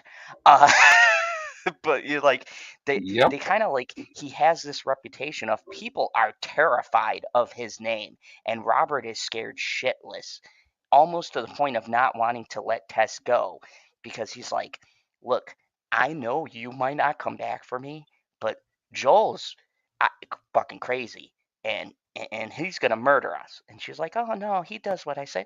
Don't worry about it. We'll let you go. Bygones be bygones. And I'm like, dude, you're a terrible criminal if you're believing any of this shit. Like, you should have killed this bitch like 5 minutes ago, because she is gonna murder the shit out of all of you people. And they kind of remixed this scene, because the way Robert dies in the show is not in the game. You actually play finding him, and Joel like slits his throat and brutally murders him. What In the you talking game, about that guard? or Yeah. security officer. Okay. No. He does the same thing. That's ripped straight from the game. I'm talking about Robert, Oh. the guy who has her. He kills him too. It's kind of establishing how ruthless Joel is for the player. But the difference is people aren't playing the Hold fucking on. game. Pause. I have no idea what you're talking about. This is The dude who after they captured, jump to the future. yeah, the dude who captured Tess, and they're beating her up in that thing, and she's got the stuff on her face, and Okay. she's like, "Don't worry, we're not gonna come find you," or whatever. That guy, which by the Okay. way is another great actor by the name of Brandon Fletcher. He was in the Nightmare on Elm Street remake. He was the best part of that. Um, he's another highly underrated actor. I was fucking surprised by all the people who pop up in this show. I was like, holy shit, man, they are not fucking around with this casting. Like, they got an outstanding cast for the show. And there's more people on the way. Troy Baker is supposed to be in there. If you don't know, he voices Joel in the game. So I'm curious what character he's going to play. Okay. I was wondering because I'm watching the interview afterwards, and whoever the chick is, the chick who's in charge of the what do they call them? The flies. Marlene. Yes. She goes, I wanted to be in the video game and I didn't get it. When I heard they're making a TV show, and I was like, Mama want. I fucking laughed. I was like, that is, I was like, she voices her in the game. They age right, that. Oh, she made it seem like she didn't do the voice, and she's she playing did. the character that she does the voice of. Yes, that's what's even more spectacular. They got the voice actress from the game to reprise the role. What she was saying is she wanted the TV show, but she didn't think she was going to get it, and they and it's funny because in the game they age her up. The character model in the game, if you look at it, is exactly like the show. The only difference is they age the character up because it's supposed to be 20 years. They show her younger in the DLC. But anyways, it's supposed to be like 20 years later or whatever. And so she said they hired her because she had aged up, so they had to do less makeup. I thought it was really No, whatever you can do to do less makeup is good. Oh, South Florida Drifter had a very interesting question. PB, do you want to take this one? South Florida Drifter says, what's up with Movie Palette? I'm pulling up color art I want to support. Well, if you're like South Florida Drifter and you like movies and you like color art, you can't find a better option than moviepalette.com. And if you go there right now and you put in code ZONE15, you will save 15% on whatever wonderful piece of artwork they have for you. And they cover, what, every single movie on the planet that's ever been made? At least from what I can tell. Yeah, pretty much. I haven't seen a movie that I don't have yet. The best part of putting in Zone 15 at moviepalette.com? You support your favorite YouTube villain. Okay. I think those plugs are getting better. Anyways, so not getting worse, thank God. So I was going through the end synopsis, and you're caught up with me now. So we get to the scene where they went through the thing. She has a conversation with Ellie. You don't hear what the conversation is. Joel bursts in, and Robert, surprise, surprise, being the scumbag that he is, tries to double cross the Fireflies. Only it doesn't go his way, and he's fucking dead. Now, this is a huge change from the game. Okay, do you see that happen in the game? You play it, and Joel and Tess kill Robert. And then they get the information that he sold to the Fireflies. They go to the compound, and they've already been hit by the other people. I forget their names because there's the less interesting side. You know, whoever is isolating everything.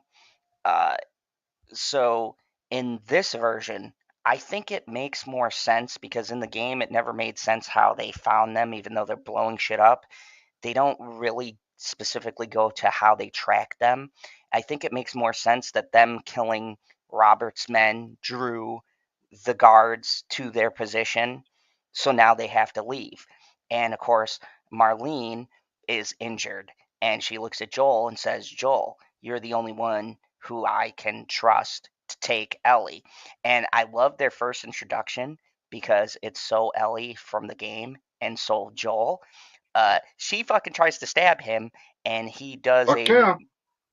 a maneuver. And I said, if you pay attention, you can see on their truck in the beginning of the episode, he has a Desert Storm sticker. It's Ooh, never I like playing that game. it's never specified, but it's hinted to that him and his brother were soldiers uh, during some kind of war, but they never go into specifics. So I think it was a nice touch, and you see some of that military training where he very quickly disarms Ellie and slams her into a wall. And, Oh, that was great. I was like, I'm tossing children around. This is real life. and she looks at him and in Ellie fashion says, "What the fuck?" And I was just like, and she just kind of has this look on her face, and you're starting to get shades that Joel is definitely capable, and you're starting to see what people are talking about. But we'll get there, folks. I Oh talked yeah. about the guy who he's selling pills to and stuff. Keep that in mind. Anyways, so he disarms her. They say you got to take her, and so they have this great scene, kind of building little character with them, where Ellie is very smart in the game, and they translate that really well here right from the beginning, where she finds this book of top hits for like music and whatnot, but it's a code that he uses on the radio. When he gets a certain broadcast, depending on the code that they put in, he has different levels of what kind of a priority it is. And so she she asks him, because the only one that's not highlighted is 80 or 8 or something like that. I think it was 80, and it has an X but nothing by it, because the rest of it kind of has what the code means, and he doesn't tell her. So she cleverly just throws out a song, and he happens to give this look. Like, he goes to sleep. She says, "Oh yeah, the radio came on and blah blah blah. This song was playing," and he has this look like, and she goes, "Oh, that's what that means." So it's a clever little way to show that Ellie is just not this little girl who's, like, not intelligent enough to survive this world. She's got a lot of spunk. I mean, she attacked him with a switchblade. Uh, I love the part two I was talking about, where they first introduce her and she counts to 10 and then flips them off. It shows, like, she's very much sassy. In the game, she's a slightly more naive and a little bit softer around the edges. I think the change to her character in the show is more realistic. Um, and I think I mean, I've never lived in a post-apocalyptic world before. Have you? But all of it seemed very real to me. oh Like they yeah, even came. I never played the game. I was like, they came up with a brand new currency. and in the game, that is the currency. Oh, I So assumed it. I assumed it was like all of the stuff where they're like making a point to show you. I assumed was in the game in some aspect. Like when like they jump to the last shot and you see the two buildings. I was like, oh, that's from the cover. yes, and see, people who even have a vague idea of the game can see those moments and be like, "Oh, that's literally on the box art of The Last of Us." Um, Everything about this episode was just downright brilliant. So the last part, Oh my they god. get Ellie, um, and I knew. Okay, so the infection thing, I knew what the lights meant, and it's really interesting in this world because normally Oh, when you see the red these, and green lights. yeah, when you see these tests, green normally means that they're Good. infected. Red means that they're Not not. But infected. yeah, but in the Last of Us, it's the opposite. Red means you're infected. Green means you're okay. So when they pick up What? the thing and they see that it's red You for sure? Ellie, yeah, that's why that little boy in the beginning, she's comforting him and going, "It'll be okay." And then the next scene when Joel is dumping the bodies, it's that little kid, And the lady's like, oh, yeah, they fucking Oh, murdered him. the child who wandered into the city, and then they went out and they grabbed the kid, and then they did the little test, and then they strapped it down into the chair. All of it was a lie. All of it was a lie. And that's why if you look at the body they're carrying, it's the green shoes because they highlight it as he's walking towards the settlement. And I Yeah, thought see, that was a okay, so you brilliant know the touch. feeling that I got. The feeling that I got there was with how they spliced it together, and it happened to like right after the time jump.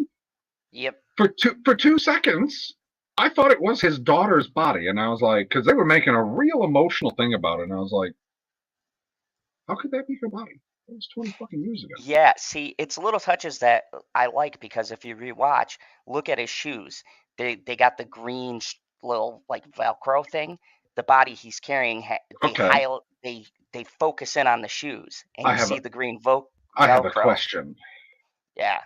So if the way that I understand it is, it's not turning people into zombies because he was talking about the fungus. It's some fungus that's taking over your body. It's not turning like you're still alive, and when you get killed, you just die. Correct? Yes. Right. So you still essentially operate like a normal human. With I don't know, did they got like super strength? Does this stuff give them super strength or anything like that? They have an increased speed. They Okay. heal. Some of them are strong.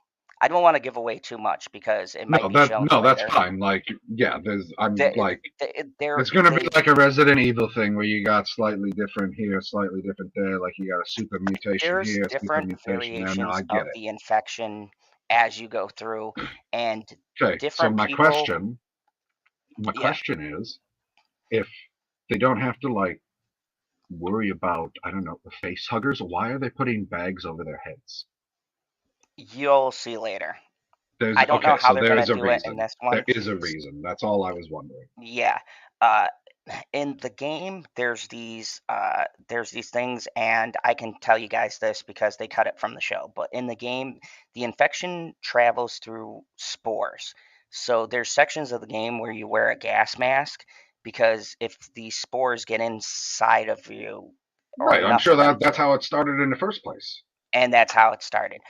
In this one, I heard they go a different route. I know what that route is, but I'm not going to say because I want to see how they execute it, and I don't want to give anything away and ruin people's things. But I do know, and it is in the game, but it doesn't make sense in the game because it's like two different things that they set up, and I'm like, I kind of get it. It sounds like the show fleshes out this method much better, and it makes sense in a live action setting as where the spores don't really, because then you'd have a lot of sequences of them putting on a mask and just walking through the dark.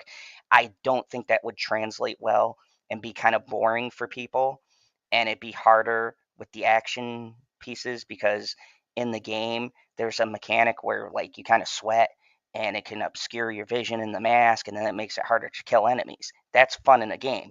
In a show, that Sure. doesn't really that doesn't really translate well. And this is what I mean where the adaptation feels like it's not changing anything but just tweaking things to make it make sense in a television format as opposed So, to you playing it. how close is the first episode to the beginning of the game? Like, obviously, you're not going to have a lot of the downtime scenes, but there's a lot of action in the opening. I would Everything. say it's about 90% accurate to the first chapter. Keep in mind, this is only the first chapter. The game is broken up into No. chapters. This is like I chapter no, one. I get that. It's a whole story. It's like pretty damn close. Like I could literally pull some shots, and I wish I had the capture equipment, but I could pull some shots from the game, do a one for one in the show, and you would not be able to tell the difference. That whole scene in the beginning where they're escaping is damn near just about ripped from the game. Like every single beat for beat, the truck going past, all of it, the big moments. The Okay. the part with his daughter is slightly remixed because in the game you make it to the creek bed, and that threw me off because that change The there one was that kind they of got weird. shot into? Uh, yeah, he's shot and rolls down into the creek bed, which is Right. how the brother shoots the guard. So it kind of threw off where the positioning was for me in relation to his brother to them because they weren't on the same landscape. You know what I mean? It's kind of like when No, we right. had They like give you Mandalorian, and I that was set like, piece where they stuck him behind, which I tell you what, I went through, let's call it an hour and 20 minutes, because I know they had that interview stuff and behind the scenes shit or whatever afterwards. So we'll just call it an hour and 20 minutes. And the only stupid thing that I saw in the entire show was just before that moment when that squad car crashed. That still does not make any sense to me. I mean, it looks like a cool moment. It's ripped straight from the game. But yeah, that was always that was another thing where I was like, if you changed how that happened, I wouldn't have been opposed because also in the game it's like, oh, that's fucking awesome set piece. But No, that's what I'm logistically, saying. does Like, it make yeah, right. Logistically, I was like, okay, so what you're telling me is this police officer or whoever, like maybe somebody stole the car. I don't fucking know. It doesn't really matter. Like somebody is in this car and what? They just died while driving it because nobody tries to get out of the car. Nobody tries to get anybody out of the car after it crashes. They just leave, which I would also just leave because, I'm panicked. So I'm not helping you get out of your flaming inferno because I'm trying to save my daughter. So fuck you. So yeah, what Cowboys are gonna lose today? I think that's tonight. and what up, Go Haley Pack, Chow? go! We're not even in the playoffs. Go Packers! Anyway, like I don't understand. There's multiple things that you probably could have done right there to separate the characters because that's the only point of that is to separate the characters so that you can have the shock moment of him reemerging at the perfect time. Yeah, and So if I just wanted them to figure out a better way, because to me it doesn't make sense that somebody was driving and I would assume it's a police officer, and then they just died before they crashed because they didn't fucking brake trying to hit that thing. They rammed that fucker full oh speed. yeah, they rammed the shit out of that. Yeah. For me, it wasn't the nitpick, which is kind of funny. Mine came after, and for the Okay. same reasons you're stating, the logistics. Because when you don't have him by the creek bed, it makes sense in the game because Tommy's up on that hill and shoots down and kills the guy who points the gun too late. Sure. After he rolls down the hill, he essentially still gets there too late, but the angle makes sense from where the shot came from and everything else. In the show, they kind of are on level ground, and he does roll down a hill, but logistically, it still is off to me. And once again, that's just me knowing the game very well. And Right. once That's something again, that feels off because you're like, well, I know yeah, where you are, and I know where he was, and I know how long it's going to take you to get over there, and what the fuck. yeah, so that was my logistics nitpick, which unfortunately it's going to take a point off. I have another point off that I'll get to in a bit, but yeah, logistically it was kind of off. Now, the very last scene, and I think the one that was ripped verbatim from the game that I thought they did very well. So they get to a point where they're held up by the guard who Joel's been selling drugs to, and he's trying to frantically work out a deal. He's like, "Hey man, drugs for free, cigarettes. You can take all the fucking like little chit things we have. I don't give a shit. We'll give you half of what we get from coming back." But and the guy's about to do it. But then when he gives Ellie the test, and Ellie knows what the test is going to reveal, she fucking stabs the shit out of his knee with that knife, which I gotta say, I fucking love that scene. I don't know why. I think it's just Bella Ramsey is a great actress for such a young actress. And the way she pulls off how vicious she is in that scene, and it kind of mirrors what Joel is or what he's hiding, So, and she stabs the fuck. She doesn't even waste time. She just stabs that motherfucker right in the knee. question, and if you say it's going to be revealed later, that works. In the beginning of the show, he makes a joke. Well, the daughter made the joke first about that she sold a bunch of drugs, right, Mm-hmm. to pay for getting the watch fixed. Because I'm an honest thief. Oh man, that scene was amazing. Like the whole fucking show was amazing. Oh, way to go, HBO. Yeah, fucking winner. Oh, what the fuck was I gonna say now? Talk myself right out of it. Son of a bitch. She's an honest thief. She was an honest thief. Oh fuck. Ellie. The drug dealing. The drug dealing. They make Yeah. the joke about the drug dealing, and he goes, "Well, you're not as good a dealer as I am." I assume back then, like 2003, he wasn't actually a drug dealer at any point in his life, and then he turns into a drug dealer. Correct? Yeah, and they don't. So I can spoil this because this is more found in Easter eggs So in the that was game, supposed. I was going to say that was supposed and to it's an be Easter egg. if you played the game, you laughed at that. Yeah, because it's an Easter egg for us who's played the games, and this is what I Right. like because they put those little moments where if you've played the game, you could be like, "Ha, I see what you did there. You're foreshadowing Bingo. what he's going to do later." And essentially, in the game, it's implied he got that idea from his daughter, and it's kind of like his way of, you know, it's a sick way of him like kind of working through his grief, and yeah, it's a nice little setup to that he is going to later do all of the things that he would have never done had his daughter still been alive. And had his daughter actually survived that, maybe his character would be slightly different. But he goes the inverse, and he's doing essentially his character wants to die, but he's just so badass, he just makes it through all of this stuff. And that's what makes him so crazy and so lethal. So, what really sets that Interesting. up. I don't think that he wants to die. Not that he wants to. He doesn't want to live, but he doesn't Yeah, want. Like, if he wanted to die, he seems to be quite an expert in killing people. I'm sure he could figure it out. it's a I don't think he wants to. it's a What I weird got from it, duality. just from the first episode, right? Not playing the game, don't know anything what happens in the game. To me, it seems like everything that he do is to make up for what he failed.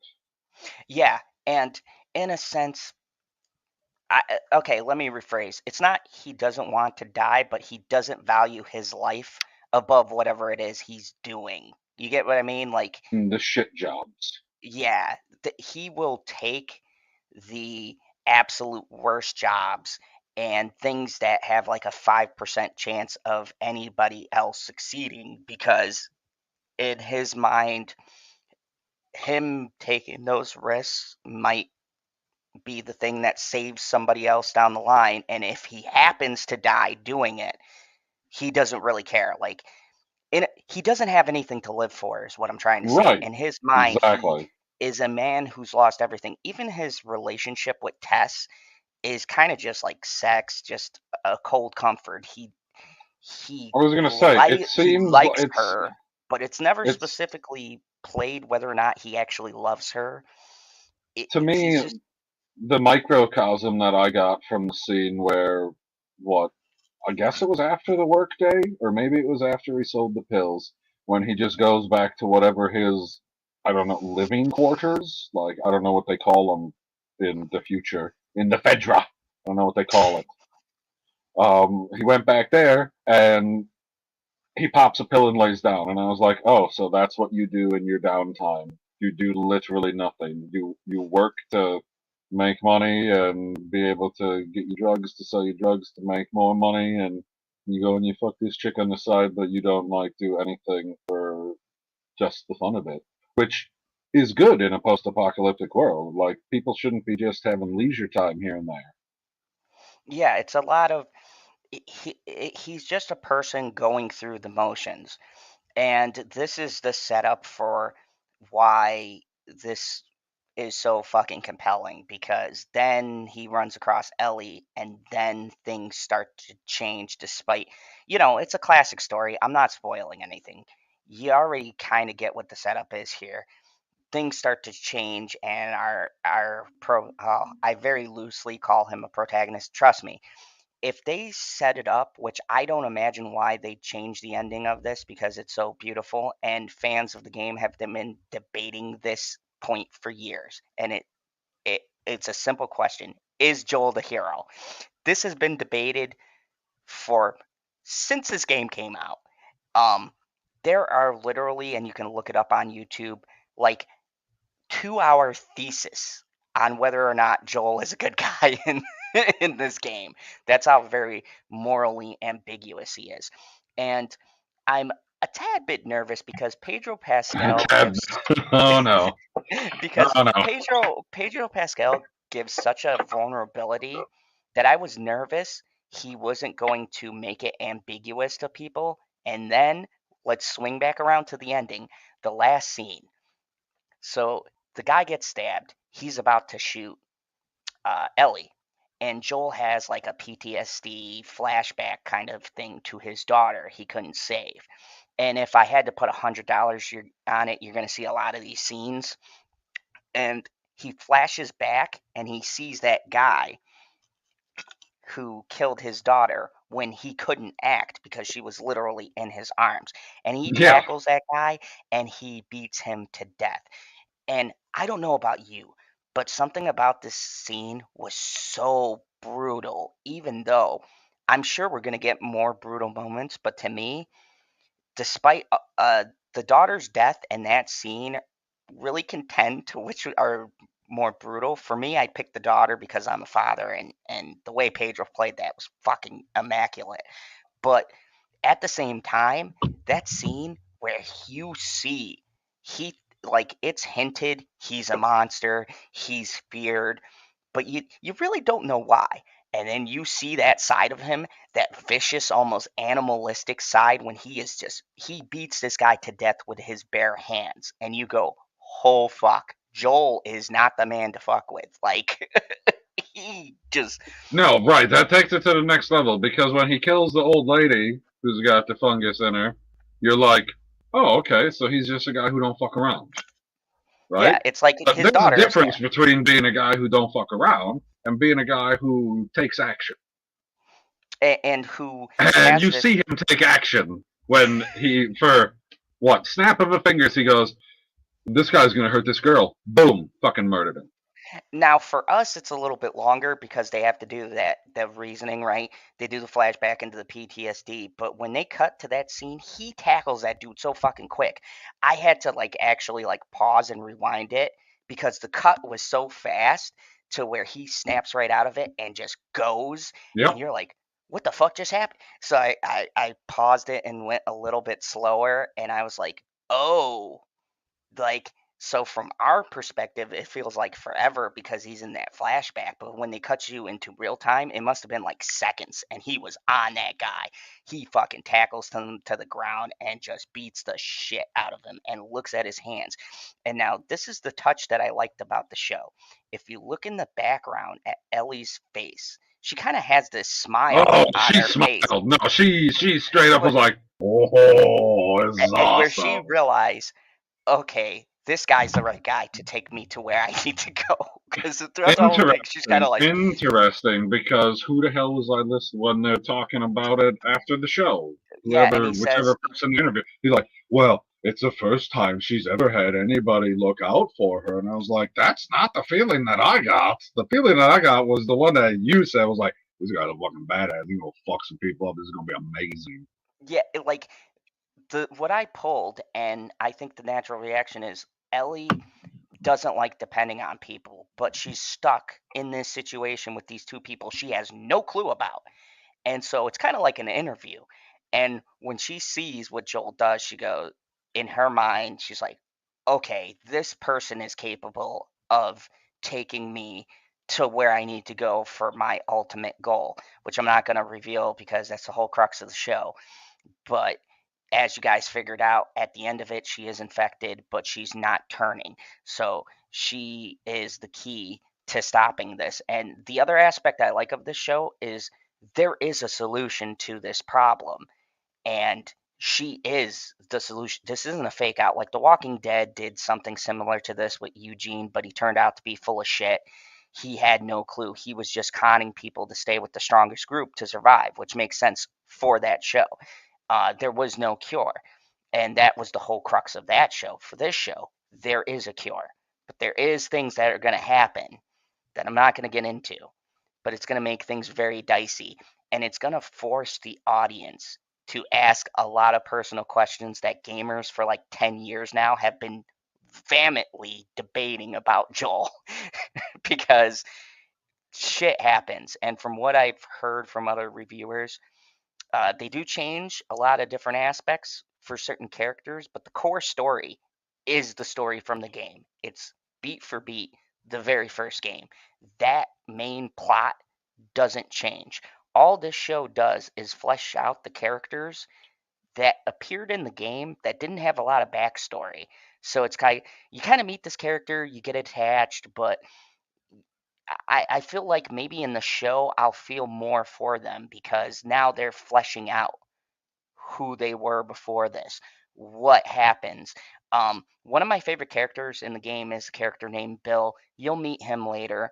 From what I hear, he gets a whole entire episode dedicated to him, and I'm really excited because if you guys don't know, Nick Offerman plays him. If you don't know Oh, who Nick Nick, Offerman's great. Ron Swanson, Is he supposed to be funny in the video game? yes and no. No, Yes, okay. he's he's he's a very radical, outlandish character, and by that it makes him funny with some of the shit he says. But he also has very emotional and deep moments. And I think Nick Offerman was the perfect casting for that because he can do both comedy and serious. We've seen him do both roles very well. And just seeing the on this season and seeing like where he was and what he says, yes, that is very much Bill's character. Like even the fucking look of him, I would swear to God that Nick Offerman played him in the fucking game because, like I said, shot for shot, he looks exactly like his character's counterpart. He's very old, kind of heavy set, grizzled, big beard, gray hair. Like literally just a fucking one for one again. Whoever did the makeup, wardrobe, set design, they fucking nailed it. They were like, they go, okay, here's the game, make it happen, and holy shit, did they right down to that last shot. And and the music. What did you think about the introduction? For me, I was like, oh, they're serious. Like, You mean the intro music? yeah, the opening scene,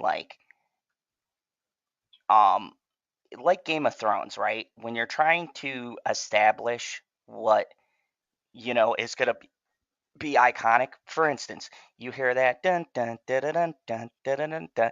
You know you're in the world of Game of Thrones. You're like, Yeah. yeah, this is Game of Thrones, right? No, For us, I'm such a Game of Thrones fan that whenever I see the HBO thing pop up, I think Game of Thrones. right, It right. popped up, I was like, oh, the Game of Thrones intro for this show, and then they play their own music, and I was like, oh, I guess not. Yeah, like there's certain things aesthetically where you go, okay, this is that property, right? For me, when that title card came up, and probably anybody who's a fan of the game, we were like, oh, they're not fucking around. Like right from the beginning, when they said they had the original composer and they had that haunting theme song that plays in the beginning of the game, and you're like, oh yeah, this was that depressing vibe where I knew this game was not going to be for the fills. Like, buckle up, people. This show is going to get dark. This fucking story is dark, bleak. You could kind of say there may be a happy-ish ending, but right from beginning to end, this this this game is meant to break you as a human being, and they achieve Okay. it spectacularly. And I think the way they set up this first episode, they like right away they want you to know this is a fucked up world. You have to do fucked up things, and there is no happy endings. Like Neil Druckmann must be a very, very melancholy, like emotionally vacant, closed off human being because this is the most fucking depressing I've ever seen in an apocalypse kind of show. Like, Well, good. It's supposed to be. and you know what? That's what I say. Like, too many of these shows, like even Walking Dead had this problem. They put too much hope and they give you because they don't want you to get too like down. But not Last of Us. This game is like this is the world. You're in an apocalypse. Shit is not pretty. you got to do things to survive, and I think this show nails that vibe right from the beginning, right up to the end credits, where like it starts. And here's the thing: I don't know if you noticed this, but the episode opens with a death, and it ends with a death. Did you notice it? Like, you literally begin with the death of his daughter. That's the genesis of Joel's character. Oh, well, you said begin. I was like, somebody died right at the beginning. I was like, nobody died. Yeah, like, She didn't die till like halfway through. but you know, you get where, for me, it foreshadowed a death because I know the material. But like, you get to that scene, and it kicks off the whole story with a death, and it ends the episode with a death. Granted, one we actually loved and cared about. The other guy was a fucking scumbag, so we really didn't care. But it felt very Game of Thrones-esque too, because it kind of starts off morally ambiguous, very dour, and it ends morally ambiguous, dour, and you're walking off to go, oh shit, all right, now we're gonna see the I don't know. It creature. didn't seem like it was that morally ambiguous. Like one guy's like, "Yeah, we can kill children." The other guy's like, "No, we don't kill children." Yeah, and then there we go. But all in all, so yeah, this has been a long ass. I wanted to break down, and I'm gonna do this Okay, you want to every know? Monday. Okay, so I had one thing that didn't make sense with the car. There was one thing that annoyed me, but it really doesn't affect anything. It just annoyed me. I was like, "Oh, come on." Okay, I thought they what were was it? going to show us hang those three guys. Oh, yeah, you know, I gotta say, that's in the game, and that You exact. see it? Oh yeah, you Okay. see, you see it in the game, but they cut away in the game too. I don't know if that was a creative choice just to keep continuity with the way the game portrays it, because that scene, Joel walks away and we're following Joel's perspective.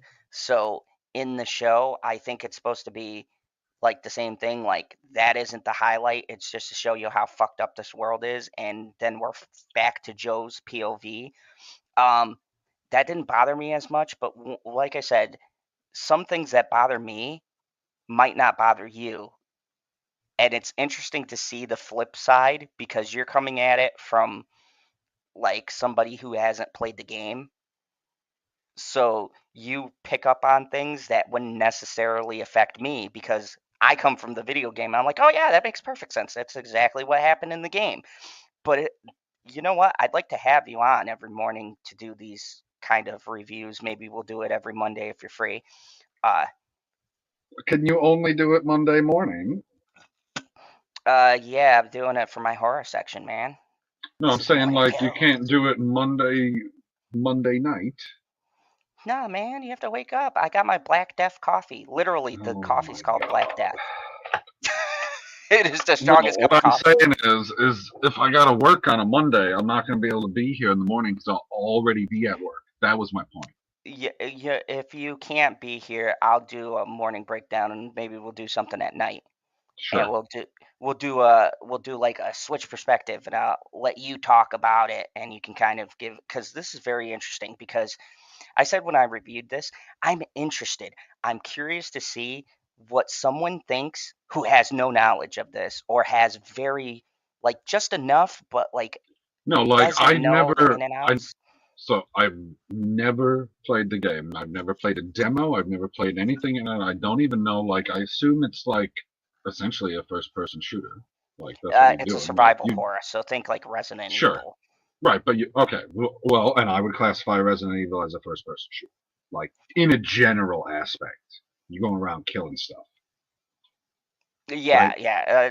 It's yeah. So I've We never would be played it. getting into different terms. I've never watched anyone play it before either. I've never went onto YouTube or Twitch or anything like that to be like, oh, I'm gonna watch this person play through this game. I have watched people play through other games before, mostly Pokemon. Anyway, not the point. Point is, I still know stuff. Like everybody knows a bunch of stuff about The Last of Us 2 if you're on YouTube because you Hold just on. hear random people bitching about it. And then you got other people who been talking about The Last of Us for years because of how good of a game it Yeah, I'll be was. done in a bit. It's only So there's it's plenty only of information out there, which is why I wasn't it's in the 12 position, within like 5. we said earlier, like the rest of them were, where I thought that the little black girl was supposed to be Ellie and they're going to do this father-daughter story through the whole fucking thing, because I already knew that she wasn't the daughter, she's just a girl who develops an attachment to him like a daughter, and he develops an attachment to her, or like a father, and he develops an attachment to her like a daughter. So then, So coming I'm from not this, I'm not like a rube, because I knew enough that I didn't get stuck being confused at the beginning of the show. But I have no idea. I have no idea how the fungus works. I have no idea how the cure works. I have no idea where anybody has to go. Like, obviously, they said they were going to Atlanta, right? yep, Or no, they're not going to Atlanta. They're going to fucking Wyoming. Atlanta was where they're making the drugs. Pills yeah, and ammo, and ammo and pills. yeah, I got that That mixed was up in too. Atlanta. It's Yeah, they're going. it's He's got to go out west. Okay, and I have no idea how they get there. I don't know how far they walk. I don't know how far they drive. I don't know how far they fly. Like, I didn't even know if flying's possible anymore. Watching that plane crash was pretty amazing. And I think that for a newer audience, this really does set up, even if you don't know the game or the world or have no inkling about any of it, you're like starting off like this is just a show to you. I think that this is one of the best pilots I've seen. And hell, I was arguing with Husky because, of course, he said Sonic. And I said Sonic is good, but Sonic does not set up its world like The Last of Us does. Because Sonic's a Sonic, movie. This is a TV show, though. Like, yeah, I and get the comparison, but it's still tough to. yeah, like because he said no, Sonic broke the video game curse, and I said yes, it is faithful to the characters. Like they nailed the Oh yeah, character excellently, and I love it. You guys can go check out my Sonic and Sonic 2 no, but it's reviews later. definitely not like faithful to the game, because the rings, they made up a whole new thing for what rings do. Yeah, and also they show his world for like what 10 Well, minutes. in the first one, don't they show Yeah. a bunch of his world in the second one? In the second one, I'd have to go back through and watch it again. I can't remember. I think they show a little bit more, but they're very sketchy about bringing that part in, and maybe Okay, this will so inspire them to do that let's because let's put it this way. Um, I don't know if Sonic broke the curse, because holy fuck, it had to go through hell and back to get to where it was. So, okay. I don't know if it broke the curse. It may have cracked the glass, but I don't think that it broke the curse. And I'm going to say that this show, not knowing about it, but just listening to you, you played through it. Sounds like you played through it more than once. yeah, I'm playing through it again actually. Right. So, so there are going to be people out there who are going to watch the show and then play that section of the game. Watch the show, play that section of the game. Like that'll be very enjoyable for a lot of people out there. And it's So interesting because this one spiderwebbed all of the glass, and I believe that Super Mario Brothers the movie is going to shatter it. That is what is going to shatter the video game curse. Because talk yeah, I about think something that, just from the look of it, because obviously we don't know what the story is. Like, I'm guessing there's going to be more of a story than we want this random guy that came from another universe to save the princess. Like, they're going to have to like flesh it out. Like, it's not just a video game now; it's a fucking movie. But from the look of it, from the sound of it, everything is going to play out the way that it would in the video game. and I think this is where the different mediums are trying to suit what they're doing. Like Mario Brothers, you can do a movie because they're very short stories. In essence, Mario Brothers didn't really get a story until like N64 when you think about it. It's just been generic Save the Princess. N64 really fleshed out Bowser, the princess. Like Mario 64 kind of built the world out more. So you can take that simple premise, and they did 100% the right choice, which is they made it animated. I think that works better than Oh trying yeah. to make a real world, because you did that and it fucking failed spectacularly, and people almost died on that set. So I think that it was a better choice to go animated. With this, the game already felt like it could be a movie or a show. So there's not, the only thing they're tweaking from the looks of it to me is the gameplay aspect, where you can't walk through and sneak through and kill uh, clickers and chargers and things like that. So it's a little bit tougher for those moments where there would be like you controlling Joel, going and taking Ellie here, doing this checkpoint, or so they got to modify it to where audiences can still be intrigued, but it doesn't come off as ridiculous when you're trying to shoot it. And I think getting somebody who worked on Chernobyl, one of my favorite, like, it's not, people call it a documentary. I call it more of a reenactment, because there's not the real people from the Chernobyl incidents. Like, at the end, they show clips of the real people who were involved in all of it, and they talk about how accurate the show is. And the show is pretty damn accurate. But this guy's a great director, and clearly he understands this. And my last sort of comment before I start wrapping things up, because my wonderful lady has shit she has to do before we go into work. Um, and so do I, to be honest. I'm sitting here with no pants on, so you're welcome for that image. Uh, but anyways, the hard part about this is you got to translate it to where people care. You got to build the emotion, and you got to translate the gameplay moments into things that make sense on screen. And it's got to be done in a way where it feels like just natural action and not stiff and kind of stunted. And I think so far they really have, just off the first episode, they've nailed the kind of feel they're going for, the look, the sound. Um, I was saying that old lady fucking was a highlight, where a little Easter egg for us who played the game. She makes the noise that the clickers make in the background, where you kind of, where Oh. you still see the girl, and she goes. That's what they do when they're sensing people around them. And I thought that was a nice little Easter egg for anyone who plays the game and is watching, and you'd be like, oh yeah, that bitch is gonna go crazy and kill people. Like when I saw her, I go, oh okay, so that's the neighbor they're gonna have who's gonna turn.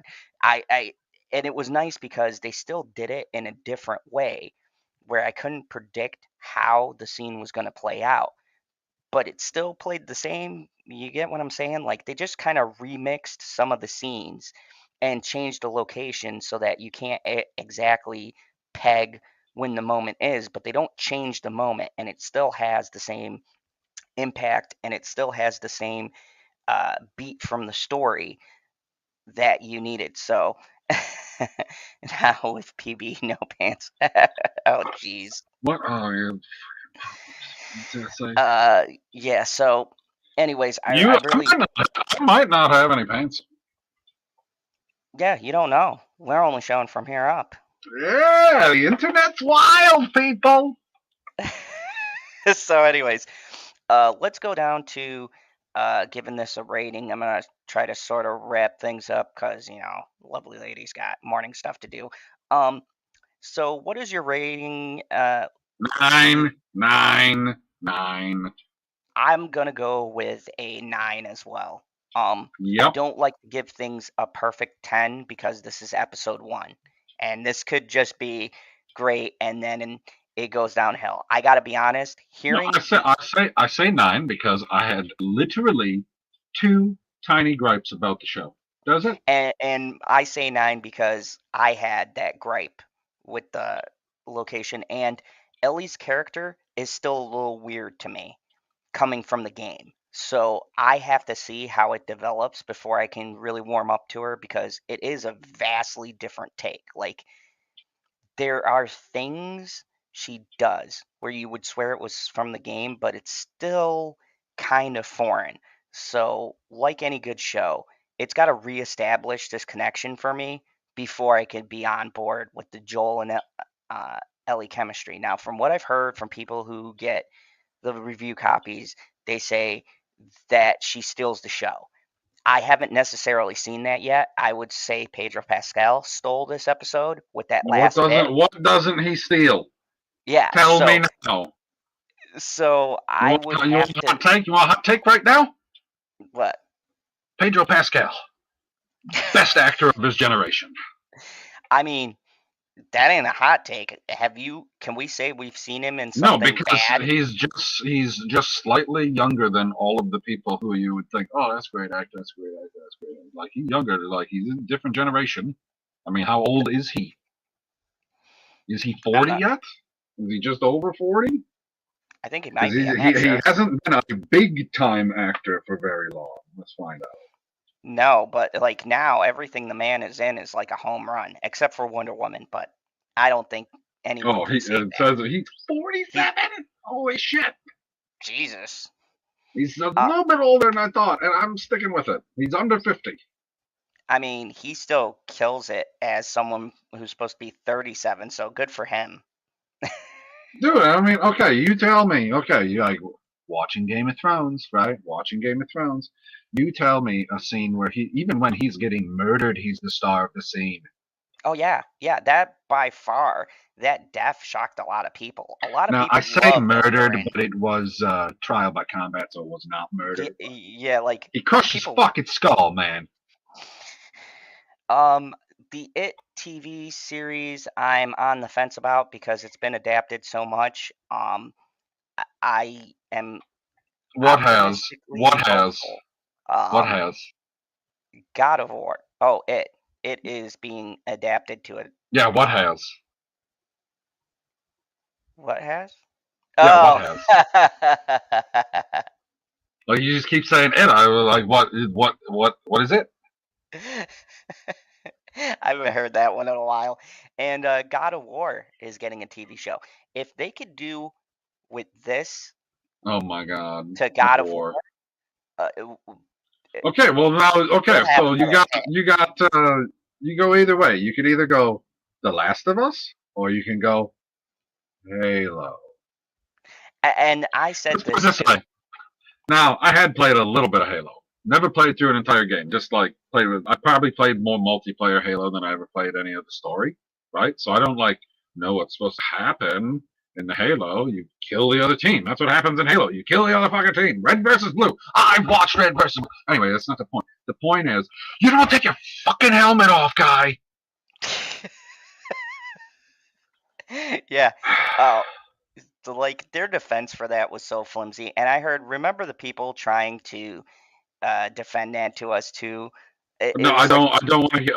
I would have been okay with it. I was like, all right, if it would have literally been that one and only time where he was having his Grogu moment to like make the connection eye to eye, I would understand. I watched either 3 or 4 episodes and then I quit. But in 3 or 4 episodes, you see him without the helmet more than you see him with it.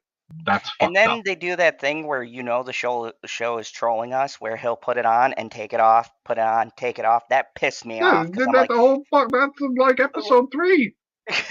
I'm like, now you guys are trolling us because there's no way that wasn't a response to people going, "Oh, his helmet is off." They were like, "Oh yeah, you want to see his helmet off?" You fans. Yep. Now, and here's the thing I wanted to talk to you about, little sidebar, okay? So, the usual suspects. We're talking about how this was going to be a woke disaster, right? We know. Did you see Jeremy's apology video? I didn't watch the video. I only seen the thumbnail and the title or whatever. My prediction was wrong. I was like, I know what the show was, and I know what your prediction was before you even came up with it. Because he's like, it's something new. It's going to be woke. That's not how real life works. Because they were highlighting. Okay, and I wanted to bring this up to you.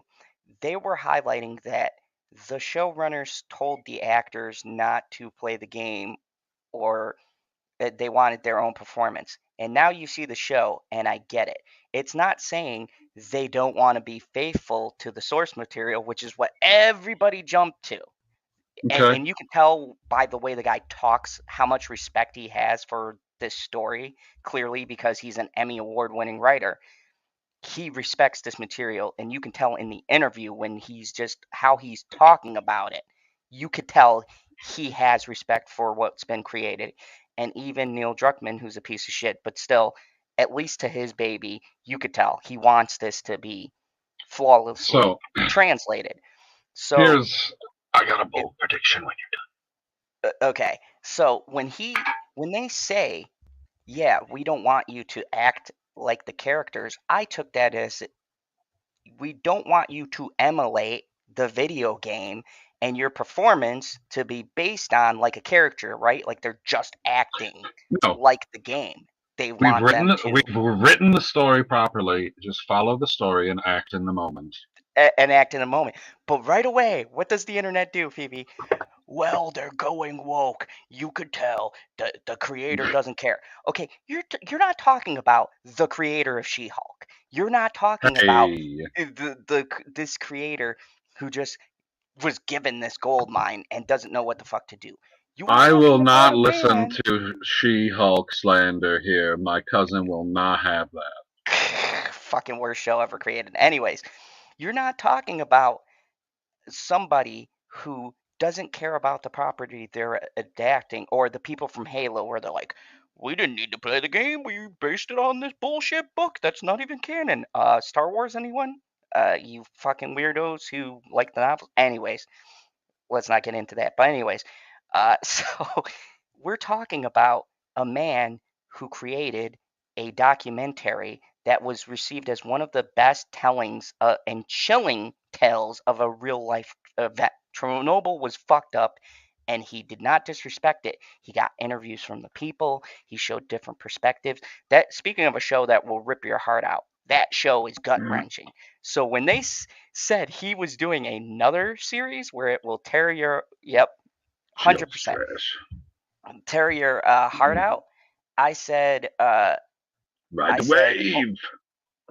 hey, thank you. And what about the Vikings? I will be doing a Vikings analysis, Christine. Look out for that because I have a lot to say about Valhalla. What's up, Justin? Yes, Justin, I am excited about Scream 6. I'm going to do a Morning Kills about it, but this is just about The Last of Us because it does fall into the horror genre. But yeah, and Justin, I expect you to be free for that, for being my next guest on the show when that comes out. Anyways, I'll get up with him later about Well, that. that was But excellent. If you could just give me a wipe the screen every time, I'll know exactly when to take the comment. anyways. So, I think that this show, It's gonna be so good. specifically, they wrote the characters how they were in the game, That's what I'm but saying. they wanted the actors to bring their own range. And it Yes. shows because I don't see Pedro Pascal when I'm watching this. I see Joel, and I have the picture up there. That is a fucking 1-for-1. And anybody who's been bullshitting and telling me, oh, he doesn't exactly look like the character, you're full of shit. I got the picture. It's undeniable. It's like This is creepy. why I say he's the best actor of his generation, because how many different things that he is in don't remind you of other things that he's in. Does Yeah. that make sense? Yeah, like sometimes I watched you this see him. entire fucking thing, and at no point did I ever think, oh, it's the Mandalorian. I didn't. And he's doing some Mandalorian stuff. And I did not the whole time.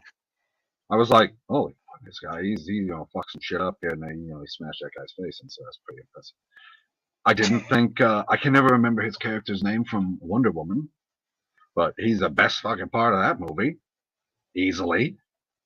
Like, it's not even close. And then, like I said earlier, you tell me one scene that his name's Oberyn, right?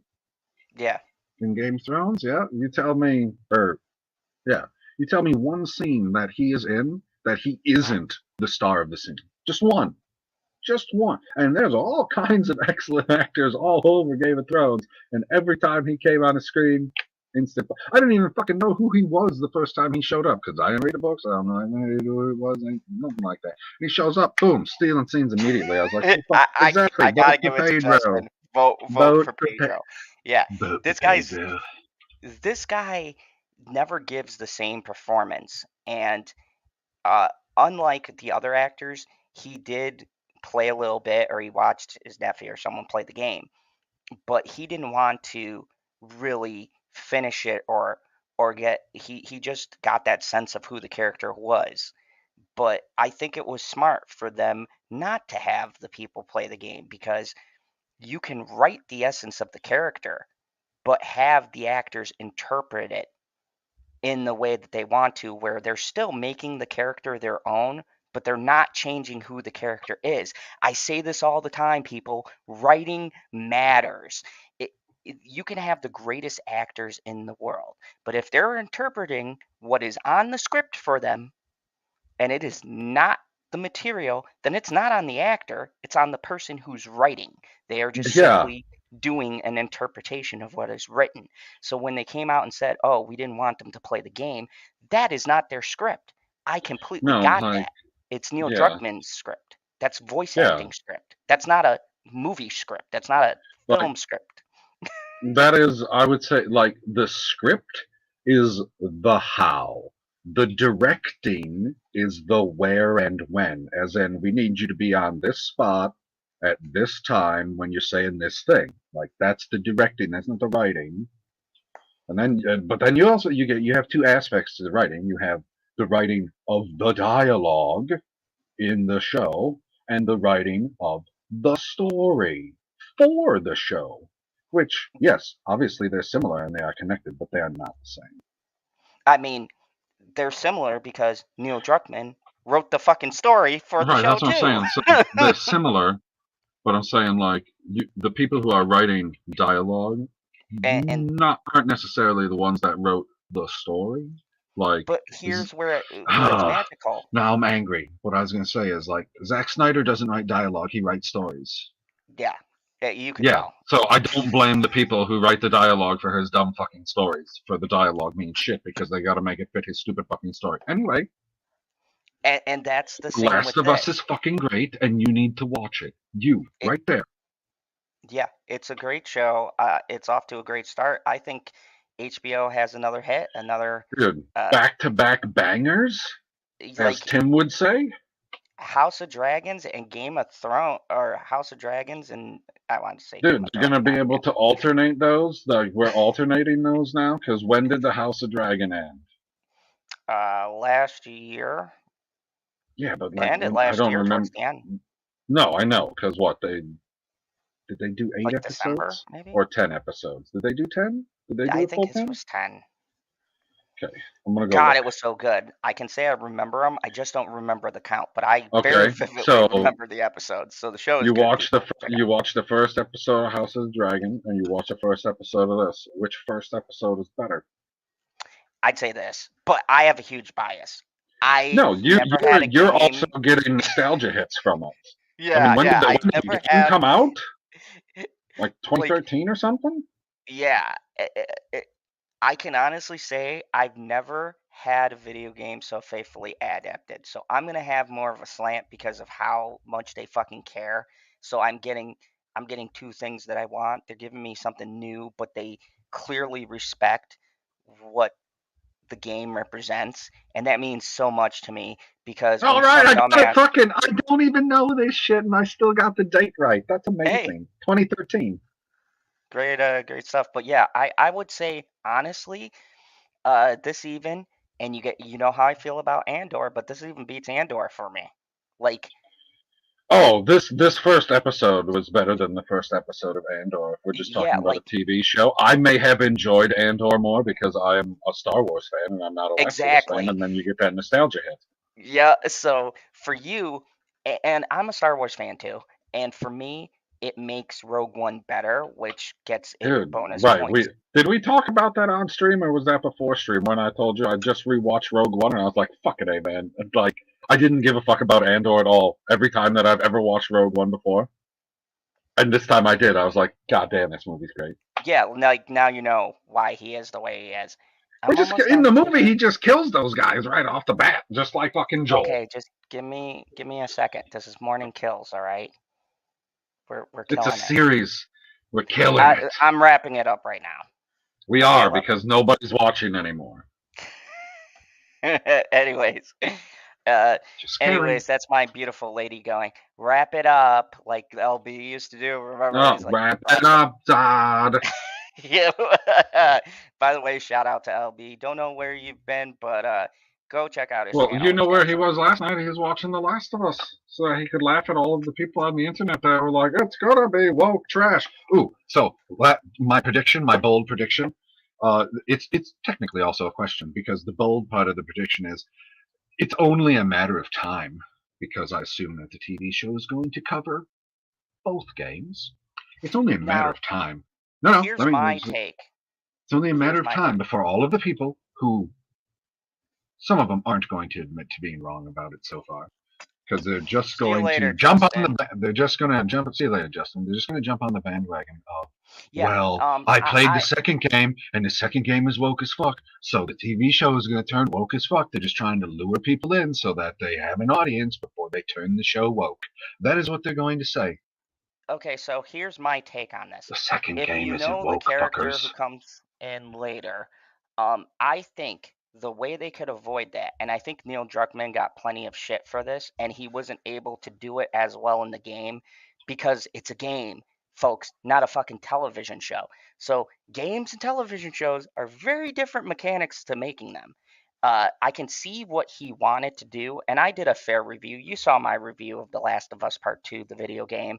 I broke down like where the story faltered. I think this is an opportunity for him to set up Abby much better, because if they can sprinkle in hints of her and then do a better way to connect her, I think that would ease They a could lot of, they like, could people are straight up always going show to her. hate They the could straight up character. show her. Yeah, I mean, people are always going to hate the character, but I think like maybe season 2, because season 1 just follows the first game from what I've been told. But Well, season 1 is supposed to cover the entire game. from what I hear, but I haven't seen it. People who have screeners say Okay. it's pretty verbatim, but I think if they do in season 2 the setup and then go into the second game, that would be a way to not only fix that game, but also kind of have a new and for the love of God, get a really likable actress to play Abby. I'm not going to tell you guys what happens, but Abby is the most hated character in the Last of Us universe, and I'll leave it at that. But let me just say, you better get like Rosario Dawson would win me over. Just get someone fucking super likable, because when it comes to Abby, that's when people, when they start introducing her, that's when you're going to get the people going, oh, here we go, it's going woke, oh my god, they're gonna fucking trash the show now. Like, fans already are saying, please god, just end it before the second game. And I disagree. I say this is their chance to build up to the second game and then make people go, ah, at least normal people would be like, I don't get why they hate this person so much. Now, if you're a gamer, you're going to get the fucking irony of it. But I think they could actually use this opportunity to flesh out that character and to make, no spoilers, Justin. God damn it. Uh, they they can use this to build up the character, and then they can make that thing that happens more impactful, because in the game, The Last of Us Part 2 really drops the ball. And that's not the only thing. Just the storytelling is very, I hate to use this comparison, but very Last Jedi. Oh Like, god. clearly this game was going to be a trilogy, and they pull a Last Jedi in it. And please, Neil Druckmann, don't take from the school of Ryan Johnson. Don't do it, okay? That never turns out well. Fuck Knives Out and fuck Green Onion, or what is it, Gray Onion, whatever the fuck that stupid new Knives Out. We have to watch it together, God. But like, I'm like, why is Edward Norton? How are you tricking these great stars? Like, How you are have you tricking? Batista with a bikini gun. Now I gotta watch it. I gotta see Batista in a bikini. That shit looked hilarious. But folks, Ryan Johnson's not a good writer. And he's much like Zack Snyder. He's got people fooled into believing he is a good writer, that he can make a compelling mystery. But me and Bitchy stated this many times. We figured out Knives Out in the first, like, what, honey, 10, 20 minutes of the movie? As soon as Chris Evans came out, we said, oh, yeah, he's the killer. Like, we didn't even stop. There wasn't a pause. I said in my mind, okay, what's different from what Chris Evans has done, right? He played Captain America. You can't get much Boy Scout than that. So what is he going to do for his next role? Oh, yeah, he wants to break that image. So of course he's going to be the fucking killer and a douchebag. And what happened? He was a rich douchebag who killed the old man. He tried to do the thing where it's like, I'm not really a douchebag. I know. He's like, I may be a douchebag, but I would never do this. Like, I'm a douchebag, but I'm a douchebag with morals. It's like, it's like, A oh, douchebag you've really with thrown me morals. off. And then when he fucking highlights the ladder, and you're like, oh, and that was another dead giveaway. It's like Or the dog's barking at him. yeah, Like, the only one the dog barked at was Chris Evans. Like, if the dog barked at other people, it would throw you off. But the only fucking character the dog ever barked at was Chris Evans' character anytime he even came near the house. So right there, unless you were a fucking idiot, you could figure out right from the beginning who the fuck the killer was. And Who the Ryan Johnson, I hate to break it to you, a good murder mystery doesn't reveal the killer in the first fucking half hour of the movie. The rest of the movie to us was fucking pointless. That throwing up thing she did when she lied was stupid. Daniel Craig was awesome.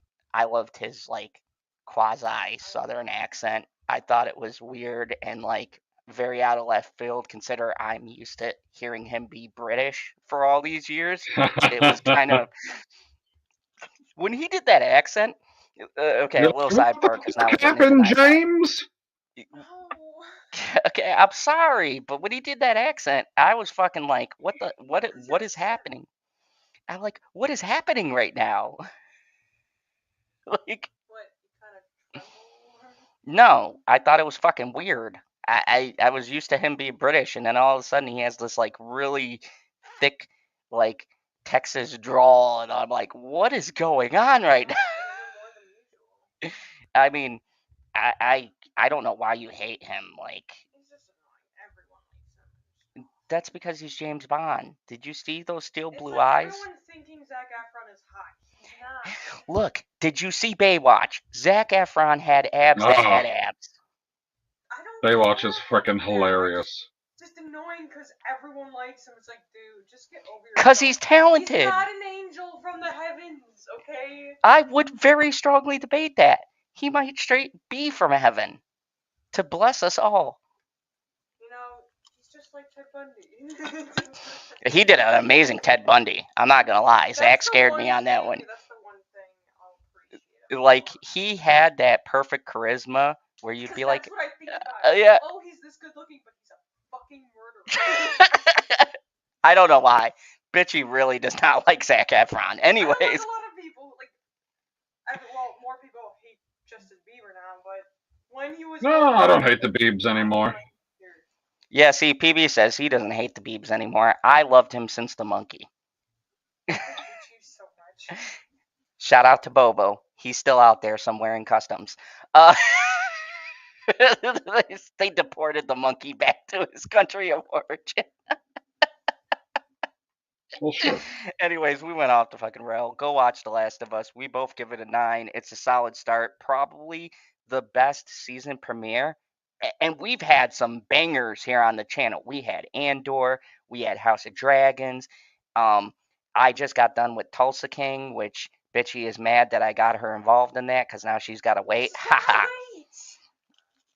So now, you know, we've had some great television, and I'd say this even beats Tulsa King. And I love. Excuse me? Oh yeah, Last of Us was fucking stellar. You didn't even watch it yet. Anyways. Well, I was half asleep. Yeah, you were half passed out. But I think that this is a really great start. I'm really optimistic, and I can't wait to be back here next Monday at the same time to talk about episode 2. So if you guys want to see that, click that like, share, notification, all that bullshit, because for some reason I'm in and out of the algorithm. Last night I was like in the top. I don't know where I am now. They probably put me at like number 153 or something. I don't know where I'm appearing in the algorithm. So hit that notification because YouTube won't notify you because YouTube doesn't like us. No, well, I mean, YouTube don't necessarily hate me anymore. I actually got some subs from the shorts that I've been putting out. Yeah, see, maybe I got to do more shorts. Do a and be couple like, shorts. Get a beer. Monday Kills! Watch it, and it'll be like all over the place. But I will be returning with late night talks. I was supposed to do it this Friday, but it was just I had my daughter, and I was super fucking tired, and I kind of just wanted to chill. I will be bringing late night talks back to Fridays, and we're looking to do it at late night because that's the name of the show. So Yeah. this Friday at midnight, be there. Midnight Please. Central, so that's Saturday 1 a.m. for the East Coasters, Saturday 6 a.m. for the UK people, 7 a.m. for anybody else in Europe. And People who live behind us in time, I don't give a fuck about. As far as the Just kidding, Carmen. I'm just kidding. And the Profits of Geek Culture content will be coming. Sherry. Oh, I didn't even see that. You need to watch Baywatch, Sherry. It's hilarious. Oh yeah, great take. But I definitely I will definitely be doing some Marvel Snap gameplay. I'm waiting on a card. That's all I could say. It's the reason why I haven't uploaded something. I do got the new season pass, but I need one particular card to make this deck that I'm going to highlight. So it's going to be a kick-ass deck, and I can't wait because I'm going to do a rankings video where I will play and go through my ranks as I'm playing to try to get to infinite. I've been in the top 10 for fucking ever and still have not broke to number 1 quite yet. There's a lot of good players and a lot of people who don't have lives. Unfortunately, I have to work, so I can't just be on here. But also, I started a Patreon and a Cash App. The links are in the description. If I start getting support on that, I would like to start doing this full time. I really hate my job and want to get out of there. So if you don't want me to be homeless, support the links and I can start bringing more study content, because if I have a reason to be on YouTube and do this full time, I would like to make this a full time gig. And then I can actually pay for PEB to be a special guest. He's been waiting to be paid forever. Checks in the mail. It was sent in. So Mitch is like, 2019. wait, you guys have been friends for how long, and you still haven't paid? Yeah, we're waiting for people to like checks in the mail. Yeah, I've been sending that check for like what, 4 years now? Almost. I owe him the amount of a small house. He'll be able to. Our first paycheck will be like 50%. Sherry, don't worry about The Rock in Baywatch. He is only a supporting actor. He's not the main character. The best character in the movie is the guy who gets his dick stuck in the chair. Oh yeah. That's fucking hilarious. That kid is. I don't know who he is, and I don't know if I've ever seen him in anything else. I probably have, but he is fucking hilarious in that movie. Yeah, definitely check out Baywatch. It's very funny, and it's not meant to be taken serious. And I can't believe back in the day they took David Hasselhoff as a lifeguard seriously. Come on. You can come back and yell at me, Sherry, if it was a waste of your time and you didn't enjoy it. I feel like that's fair. Like, I told you to watch it, and now if you think that it's trash, you come back, you can yell at me. But anyways, thank you very much for watching, and as always, remember, my tagline is different for this one, but hey, mornings kill.